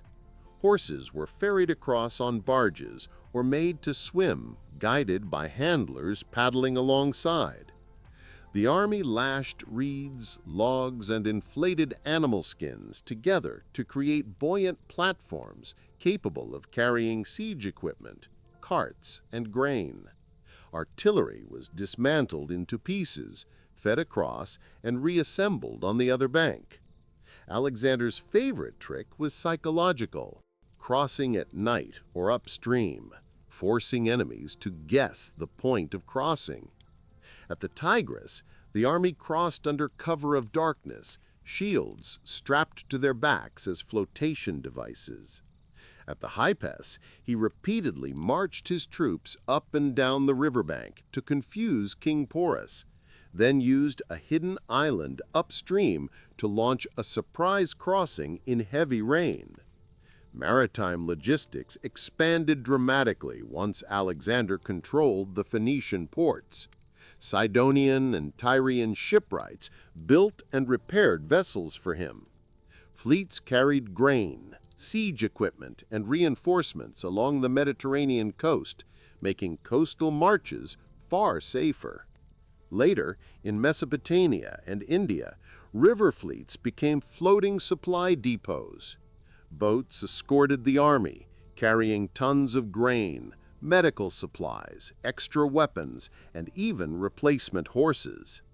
These fleets turned rivers from obstacles into highways. Storms, however, were relentless enemies. On some occasions, Alexander halted movement for days, waiting for currents to calm or for engineers to build stronger rafts. He understood that rushing a river crossing could destroy an army faster than any enemy general. Every successful crossing strengthened his legend. But the real triumph lay in logistics. Alexander conquered rivers not by bravery, but by preparation, engineering skill, and a disciplined choreography that turned dangerous waters into stepping stones across an entire continent. Alexander's army marched on more than grain and discipline. It marched on bodies. The human engine powering his conquests was constantly under threat from exhaustion, wounds, disease, and fear. Keeping tens of thousands of men healthy, motivated, and mentally stable across years of non-stop campaigning required a logistical strategy as sophisticated as feeding them.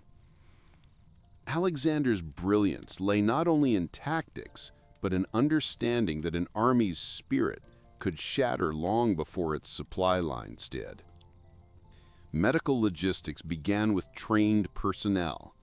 The army included physicians, herbalists, and surgeons who traveled with the baggage animals. Their tools, bronze scalpels, cautery irons, bandages, herbal mixtures, and splints, were carefully packed and restocked whenever possible. On the march, medics treated blisters, infections, and fevers. During battles, they formed mobile stations where wounded men were carried by comrades or slaves. Alexander set a cultural tone. Medical care was honorable, not shameful, and a wounded soldier was never abandoned. This alone saved countless lives. Water safety mattered as much as surgical skill. Polluted wells could wipe out entire companies. Scouts tested water sources before the soldiers drank. If water was questionable, it was boiled, filtered through cloth, or mixed with wine to kill bacteria, a surprisingly effective ancient method. In deserts, dehydration became the enemy. Alexander famously poured out a helmet of offered water in front of his troops, showing he would not drink what they could not share. Moments like this fueled morale more than any speech. Morale itself was a logistical resource. Alexander knew that men who believed in the cause marched further, fought harder, and endured suffering with fewer complaints. He cultivated loyalty deliberately, sharing meals with common soldiers, fighting at the front, honoring the dead by name, and distributing spoils generously. After victories, he held games, feasts, and religious ceremonies to remind the army that their suffering had purpose. Rotations were another quiet tool. Alexander allowed units to rest, repair gear, and recover when others took the lead. In winter, he often paused large operations entirely, sheltering the army in cities or fertile lands where food and warmth were abundant. These breaks prevented burnout, something many ancient commanders overlooked. Exhaustion was always lurking. Heat stroke, frostbite, dysentery, and infections killed more soldiers than swords. But Alexander minimized losses by caring for his men as the true assets of the campaign. Logistics wasn't only about moving supplies. It was about maintaining the human core of the army, a force that followed him not out of fear, but belief. Alexander's empire in motion could not function without communication. 40,000 men spread across miles of marching columns, supply trains, scouting parties, and engineering units needed a continuous stream of orders, clear, fast, and reliable. In an age with no radios, no written dispatches carried by vehicles, and no long-distance signaling devices beyond flags and fire beacons, this challenge was immense. Yet Alexander managed it with a system so effective that his army moved like a single organism. The core of the communication network consisted of messengers, mounted couriers trained to navigate rough terrain at speed. These riders carried verbal or written orders from Alexander to his commanders, from commanders to officers, and from officers to the men. Their horses were the fastest in the army, and fresh mounts waited at intervals along major routes whenever Alexander anticipated intense activity.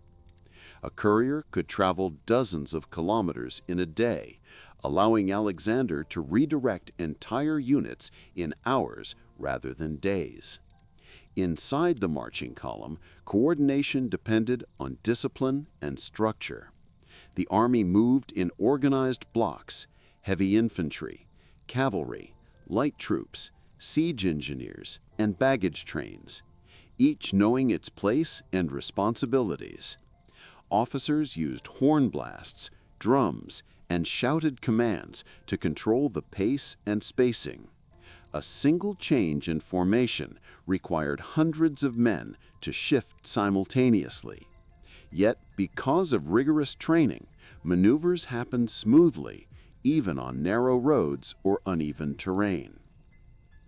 Before every major movement or battle, Alexander held councils with his generals. These meetings were not ceremonial, they were tactical briefings. Alexander outlined objectives, explained terrain, and assigned roles. His commanders could ask questions, raise concerns, and suggest alternatives. By the time the council ended, every senior officer understood the plan in detail, crucial for an army that often marched or fought far from its leader's direct line of sight. Communication extended beyond the army itself. Alexander cultivated a network of informants, diplomats, and friendly local rulers who relayed intelligence on enemy movements. Envoys carried messages between conquered cities, ensuring smooth transitions and reliable regional governance. Even during rapid advances, Alexander left behind functioning administrative structures capable of maintaining supplies, order, and loyalty. Coordination wasn't merely military, it was logistical. When the army needed to pivot suddenly, communication ensured that scouts moved first, supply trains rerouted, engineers adjusted their tasks, and baggage animals shifted formation. Without this synchronization, the army would have splintered into chaos. What made Alexander's logistical genius astonishing wasn't just that he supplied his army, but that he kept every part of it moving together. Orders flowed like blood through arteries, never stopping, never slowing, ensuring that his war machine marched with unity, precision, and purpose. For nearly a decade, Alexander's logistical system held together under pressures that would have shattered any ordinary army. It fed men across scorching deserts, moved siege equipment over mountains, supplied war horses across barren plains, and coordinated thousands of moving parts with razor-sharp precision. But even the greatest logistical machinery has limits, and by the final years of the campaign, Alexander began to confront them. The first cracks appeared in India. The monsoon rains turned roads into rivers. Grain rotted before it could be cooked. Baggage animals sank into mud so deep that entire carts disappeared. Scouts struggled to find reliable landmarks in a landscape transformed by storms. Even seasoned commanders admitted they had never seen terrain so hostile to movement. Every kilometer forward felt like a negotiation with nature. Then came the emotional strain. The army had marched for years, far longer than any soldier had expected. Homesickness became its own logistical threat. Rumors spread that the edge of the world lay ahead, that monsters lived in the eastern forests, that no returning path existed. When Alexander demanded they press deeper into India, his men refused, not out of cowardice, but because logistics, physical and psychological, had reached breaking point. Food was unreliable, weather was punishing, and morale was dangerously thin. The retreat through the Gedrosian desert was the final blow. Alexander attempted to march his army along a coastal route so remote and barren that even local tribes avoided it. Water was almost non-existent. Wells were scattered and often dry. Heat killed faster than enemy blades. Baggage animals collapsed. Supplies had to be rationed to handfuls. Men marched delirious, leaving behind comrades who could no longer stand. No tactical genius could outrun thirst. This wasn't failure of planning. It was the brutal reality that some environments simply could not support tens of thousands of people. Moving as one, logistics, the foundation of Alexander's conquests, had finally met a battlefield it could not win. Yet even in these hardships, the system held long enough to save the army from total annihilation. Scouts still searched for water. Remaining supply ships shadowed the coast, dropping off what little they could. Officers kept order. Alexander shared his men's suffering, refusing special treatment. That alone kept the army from dissolving entirely. By the time the shattered force reached safety, the lesson was clear. Alexander had pushed logistics to its limits and beyond. His campaigns were not just a triumph of strategy, but a testament to how far planning, discipline, and relentless willpower could carry a civilization across the unknown. And in the end, it was logistics, not swords, that drew the final boundary of his empire. Yet the contrast was so sharp, it might as well have been a different city. Behind you lay marble temples and orderly streets. Ahead sprawled a chaotic maze of taverns, brothels, workshops, and towering insular tenements leaning over the streets like crooked giants. The first thing anyone noticed was the sound. Sabura never slept. Even at dawn, the streets throbbed with shouted arguments, clattering carts, children chasing each other through alleys, and prostitutes calling out from balconies. Vendors hollered prices for bread, olives, lamp oil, and boiled sausages. Smiths hammered metal in doorways. Beggars sang or cried for coins. And somewhere above it all, laundry lines stretched between windows like makeshift banners swaying in the warm Roman breeze. Smells layered on top of each other: wood smoke, fish stew, spilled wine, sweat from hundreds of laborers, wet clay from potters' workshops, and the unmistakable stench rising from gutters that doubled as sewers. It wasn't pleasant, but it was alive. Sabura was the beating heart of Rome's working class, a district where life was loud, fast, and constantly on the edge of disorder. The buildings rose high, often 5 or 6 stories, built cheaply by landlords who cared more about rent than safety. Fires were common, collapses even more so. Families squeezed into tiny rooms lit by a single oil lamp. Freedmen, immigrants, craftsmen, gladiators, prostitutes, and criminals all lived wall to wall, layered above shops and taverns that never closed. You could buy anything in Sabura: food, sex, stolen goods, gossip, forged documents, protection, or trouble you hadn't meant to find. Then there were the streets themselves, narrow, twisting, half hidden by shadows. They felt like they were watching you. Stray dogs darted between legs. Thieves moved like ghosts. Drunks slept in doorways, while debt collectors stalked the alleys like predatory cats.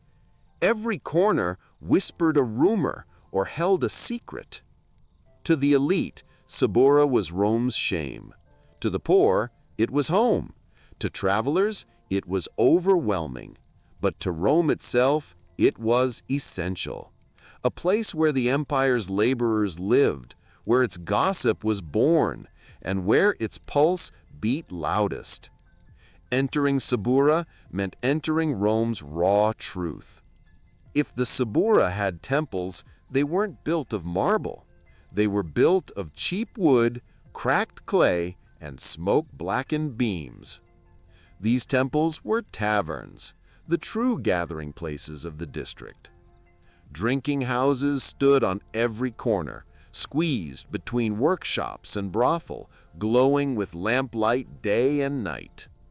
They were always full, always loud, always trouble waiting to happen. Inside, the air was thick enough to taste.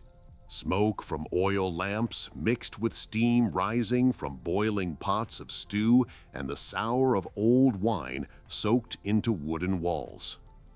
Patrons sat shoulder to shoulder on benches, shouting over one another, slamming clay cups, laughing, arguing, flirting, or plotting. A tavern in the Subura wasn't just a place to drink. It was a marketplace of stories, rumors, insults, and opportunities. Cheap wine flowed constantly, watered down but served in endless clay cups.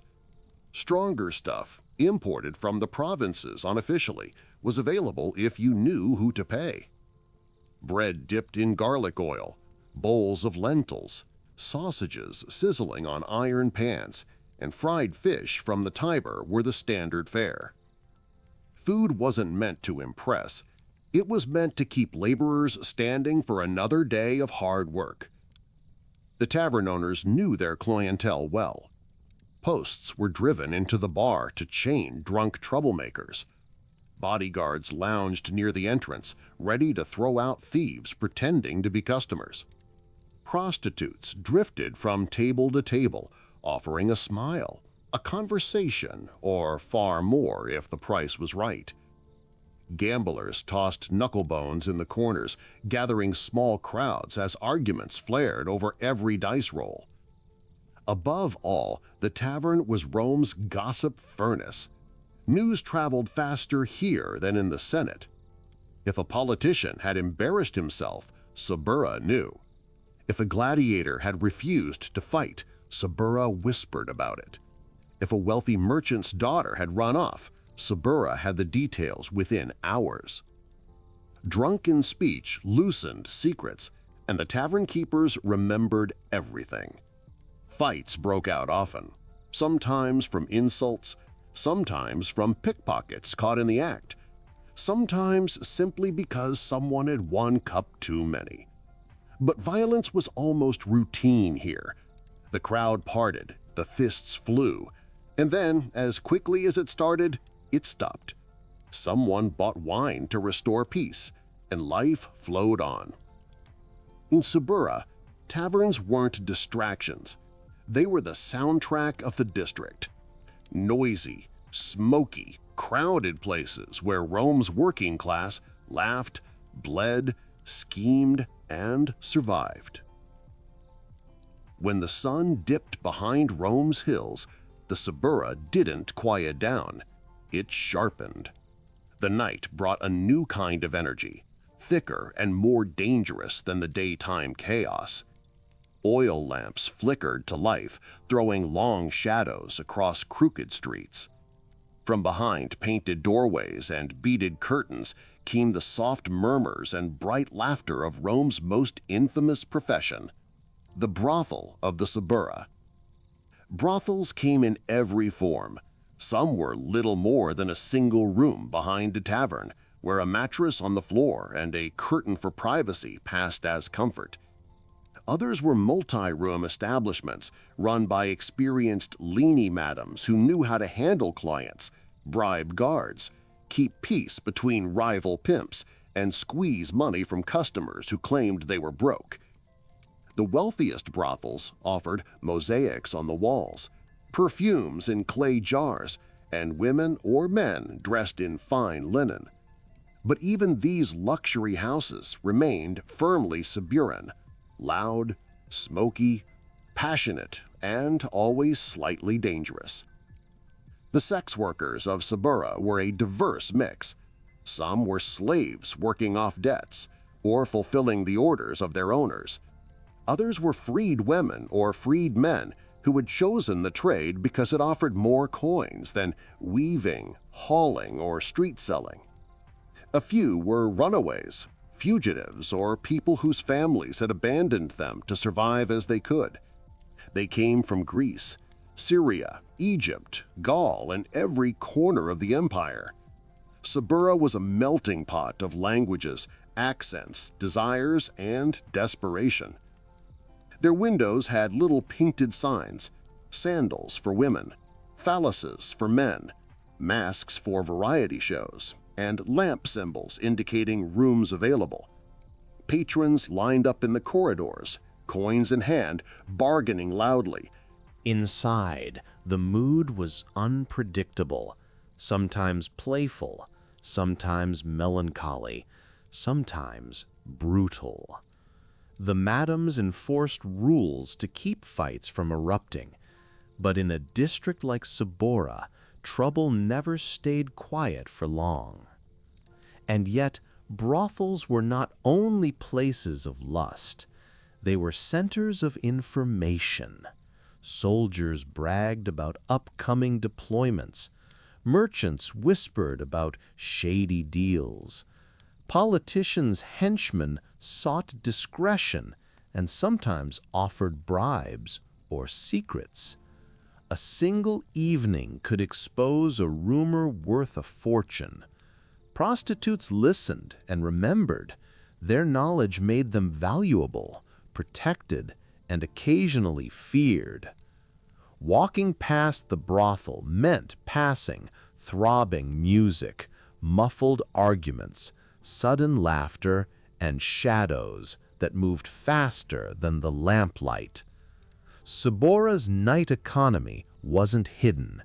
It was the district's lifeblood, pulsing openly through the streets. Here, vice wasn't shameful. It was business. It was survival. It was Sabora. If daylight showed Sabora's noise and poverty, nighttime revealed its teeth. Crime wasn't a lurking force here. It walked openly, breathed the same smoke-filled air, and moved through every alley with practiced ease. Sabora was notorious across Rome for its thieves, gangs, and shadow networks. So deeply rooted that even the city guard entered reluctantly and only in groups. The thieves came first. Pickpockets slipped through crowds like fish darting through reeds. Children often learned the craft before they learned letters. They tugged at belts, slipped hands into coin purses, or sliced open bags with tiny knives. The smarter ones didn't steal boldly. They created distractions, a staged argument, a sudden fall, a basket of spilled fruit. While all eyes turned, a purse vanished. Losing money in Sabora wasn't a rare misfortune. It was expected. Then there were the burglars. At night, they moved across rooftops, creeping through open windows or cutting through weak shutters. Insley were perfect targets. Dozens of residents crammed into flimsy apartments with almost no ability to secure their belongings. Burglars didn't always work alone. Many belonged to one of Sabora's gangs, a loose collective bound not by loyalty, but by profit. Gangs varied in size and reputation. Some controlled gambling dens or brothel protection rackets. Others specialized in extortion, demanding payment from tavern owners to prevent accidents. A few acted like unofficial neighborhood guards, helping residents in exchange for coin or shelter. But many gangs were unpredictable, prone to infighting, betrayal, and sudden violence. Their turf wars, fought with fists, clubs, or short daggers, often erupted without warning, sending bystanders scattering. The city's official security force, the urban cohorts, avoided patrolling Sabura after dark. They knew the terrain favored locals. Narrow passages, dead-end alleys, rooftop shortcuts. Criminals navigated them like second nature. Officers risked ambushes, mockery, or worse. When they did enter, it was usually to retrieve a corpse, break up a riot, or escort a politician's private guard. Information was currency. Criminals traded it like merchants traded spices. Who was carrying money? Who owed debts? Who was new to the district and likely unprepared? Sabura was a district where secrets didn't remain hidden long, and where those who kept their mouths shut survived the longest. Yet, for all its danger, residents adapted.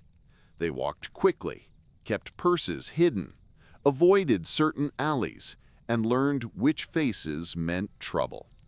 Sabura didn't ask for moral judgment, it demanded awareness.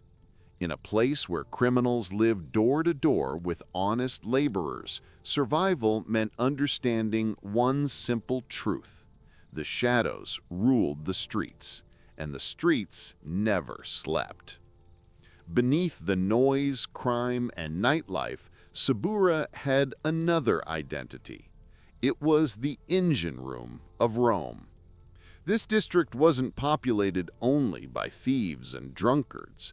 It was home to tens of thousands of honest laborers and craftsmen whose sweat kept the empire functioning.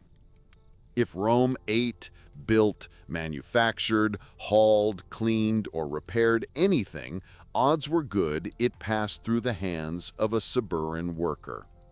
At dawn, long before taverns emptied, the laborers emerged. Men carrying baskets, ropes, bricks, clay pots, and tools filtered out of the insulae like a river of exhaustion. Porters headed toward markets and warehouses to haul sacks of grain, amphorae of wine, or crates of fish. Builders marched to construction sites, carrying chisels and mallets, ready to carve stone or mix mortar under the burning sun. Carpenters, metal workers, leather tanners, and cobblers opened their workshops, small rooms lit by a single lamp, where the air smelled of sweat, burning charcoal, and raw materials. Women worked just as hard. Many spent their days washing clothes in public basins, grinding grain, weaving wool, or selling vegetables on street corners. Some cooked simple meals to sell: bowls of porridge, bread with cheese, figs, boiled chickpeas, or salted fish. Children helped, carrying water, tending fires, or shouting prices to attract customers. In Sabura, work began early and ended late, because survival didn't allow leisure. Craftsmen were the backbone of the district. The clang of blacksmiths shaping iron tools echoed down alleys. Potters kneaded clay at their doorsteps, shaping cups and storage jars that would be sold across the city. Shoemakers stitched sandals for soldiers, slaves, and merchants alike. Every trade existed here, from barbers shaving faces in the street to scribes writing legal contracts for those who could afford literacy. Despite the chaos around them, laborers supported each other. Neighbors shared food when someone fell ill. Women watched one another's children. Water carriers offered a drink to exhausted workers for a single coin. It wasn't generosity, it was necessity. Life in Sabura was too hard to face alone. Money stretched thin. Most residents lived from one wage to the next, constantly battling hunger, rent, illness, and overcrowding. But what Sabura lacked in comfort, it made up for in resilience. Every face told a story of survival. Every workshop spoke of skill. Every dawn revealed a district that, despite its vice and violence, kept Rome fed, clothed, and moving. Sabura wasn't pretty, but it worked. and Rome worked because of it. If the streets of Suburra were chaotic, the buildings towering above them were worse. The insulae, Rome's infamous tenement blocks, loomed over the district like crooked giants, stacked floor upon floor, rising 5, 6, sometimes 7 stories high. They leaned at odd angles, creaked in the wind, and swayed under the weight of hundreds of residents. These weren't homes built with care. They were investments built with speed. Landlords wanted rent, not longevity. And the result was some of the most dangerous living conditions in the ancient world. From the moment you stepped inside an insula, you felt the pressure of life compressed into too little space. The ground floor usually housed workshops or taverns, filling the air with smoke, steam, and constant noise. Above them, narrow staircases spiraled upward, steep, uneven, and dark, even during daylight. Most residents carried a small oil lamp to avoid missteps, because one slip on those stairs could mean a broken leg or worse. Rooms were tiny, often no more than a single cramped chamber for entire families. Furniture was minimal: a straw mattress, a wooden stool, a few clay bowls, maybe a curtain for privacy if someone was lucky. Kitchens were rare. Residents cooked with small braziers, which filled rooms with smoke and made fire a constant threat. A single spark could climb an entire building in minutes, turning an insula into a deadly inferno. Water was another struggle. Only the wealthier insula had access to aqueduct-fed fountains in their courtyards. Most residents carried buckets up and down several flights every day, navigating crowded stairwells while trying not to spill their precious supply. Night brought another challenge: darkness. Lamps were expensive, oil even more so. Many families sat in near blackness after sunset, conserving what little they had. Noise traveled through the walls like they didn't exist. Arguments, crying babies, drunken songs from downstairs taverns, and footsteps from people constantly coming and going. Suburra's insulae never knew silence. Privacy was a luxury few could imagine. And yet, despite it all, these vertical slums pulsed with community. Neighbors shared food, watched children, exchanged gossip, and protected each other from thieves. They lived stacked in layers like the strata of Rome's struggling class: freedmen, immigrants, manual laborers, widows, runaway slaves, and the wandering poor. Dangerous, overcrowded, unstable, the insulae were the harsh reality behind Rome's gleaming marble. In Suburra, life didn't just happen in the streets, it happened above them, in rickety towers, where survival meant adapting to a world built upward instead of outward. If Suburra had a pulse, it beat strongest in its street markets. From sunrise until long past dusk, the district transformed into a living marketplace, chaotic, loud, irresistible. Every alleyway, courtyard, and open patch of dirt became a trading floor where coins changed hands as fast as insults. Suburra didn't have the polished, marble-columned markets of the Forum. It had mud, sweat, bargaining, and survival.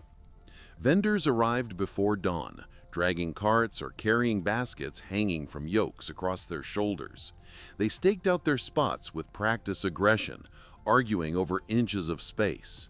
By the time sunlight touched the rooftops, the smell of the district had already changed. Roasted nuts, boiling lentils, salted fish grilling, sausages and onions sizzling in oil. Hungry laborers crowded around food stalls, eating on their feet before heading to work. Food was cheap, simple, and filling. Bakers sold flatbreads warm from clay ovens. Fishmongers displayed their morning catch on wooden planks, drenched with water, attracting cats and desperate children alike. Greengrocers shouted prices for olives, leeks, chickpeas, and figs. Women sold porridge ladled into clay bowls for a single coin. A few lucky vendors offered luxuries, honey cakes, dates from Syria, or spiced wine, but these were rare treats for special days. Beyond food, Sabura's streets were crammed with traders, selling almost anything a Roman might need. Leatherworkers laid out sandals and belts. Tinkerers displayed bronze pans, pots, and repair tools. Barbers set up stools right on the street, shaving customers while gossip flowed around them. Performers, jugglers, flute players, snake handlers drew crowds that blocked entire walkways. Noise was constant. Vendors shouted in Latin, Greek, Syriac, and Egyptian dialects. Buyers argued fiercely to knock a coin off the price. Children darted between legs. Dogs barked. Chickens escaped cages. Somewhere in the frenzy, a thief always made his move. Markets were easy hunting grounds for skilled fingers. But Sabura's street markets were more than commerce.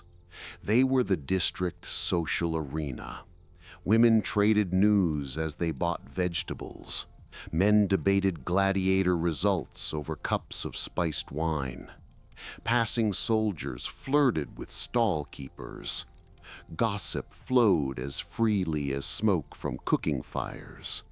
If something happened in Rome, a scandal, a death, a political uproar, the Sabura markets knew first, and they spread the news faster than any herald. In these crowded streets, survival was an art.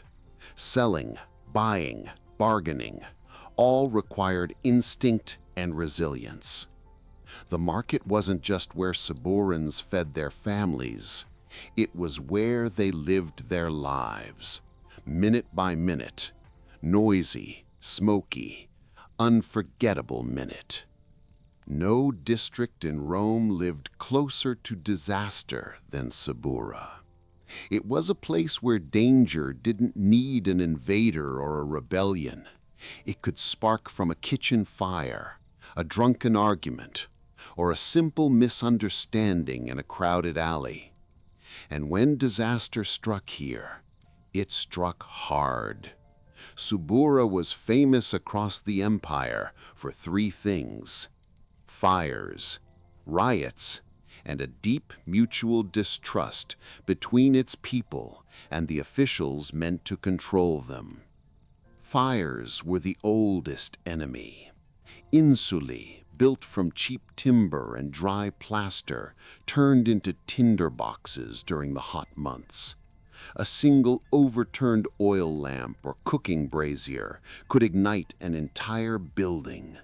Flames climbed the wooden stairways like ladders, spreading from apartment to apartment in minutes. Smoke filled the narrow streets long before residents realized they were trapped. Neighbors burst into each other's rooms, grabbing children, hauling elderly tenants down collapsing staircases. Fire didn't discriminate. It devoured everything. Sabura had no organized firefighting force.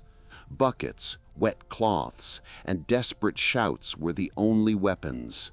Sometimes the urban cohorts arrived with axes to tear down burning walls, but more often the fire had already taken half the block. People rebuilt again and again because they had no other place to go. Riots were just as common. Crowded living, poverty, hunger, crime, and constant stress made Sabura a boiling pot.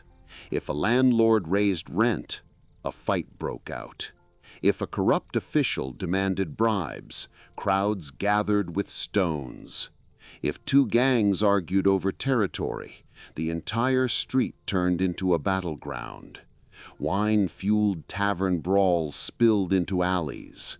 In festival seasons, excitement turned chaotic. Torches, drums, and drunken shouts often pushed crowds past the point of control. The city authorities feared Sabura. Urban cohorts patrolled rarely, and always in groups. Politicians ordered their guards to avoid certain streets altogether. Entering Sabura, unprotected, was seen as foolish, even for hardened soldiers. The residents didn't trust the authorities either. They saw them as outsiders, tax collectors, enforcers of rules that didn't consider daily struggle. Sabura handled its own justice. Thieves were beaten by neighbors. Troublemakers were chased out. Gangs negotiated truces without involving law enforcement. And yet, in moments of disaster, unity appeared instantly. When a wall collapsed, dozens helped dig survivors out. When riot turned truly deadly, neighbors shielded children and strangers alike. Sabura was volatile, unpredictable, and dangerous. But it was also fiercely protective of its own. Here, survival wasn't a hobby. It was a community instinct forged in fire, fear, and resilience. For all its grime, danger, and endless noise, Sabura had something the polished districts of Rome lacked: a soul. It wasn't a district built on marble pride or aristocratic ceremony. It was built on human energy, raw, unfiltered, relentless. Sabura was where Rome's heart beat at street level, where the empire's poorest and boldest carved out a life in the cracks of the city. Culture thrived here, not in libraries or lecture halls, but in daily life. Storytelling happened in taverns over cheap wine, where old men recounted gladiator fights, love affairs gone wrong, and rumors of imperial scandals whispered by drunken soldiers. Music drifted from upper floors, flutes, drums, or improvised instruments beaten on clay pots. Children danced barefoot in alleys, chasing each other through shadows illuminated by oil lamps. Languages mixed constantly. Latin blended with Greek, Aramaic, Punic, Egyptian dialects, and the rough accents of Gaul and Thrace.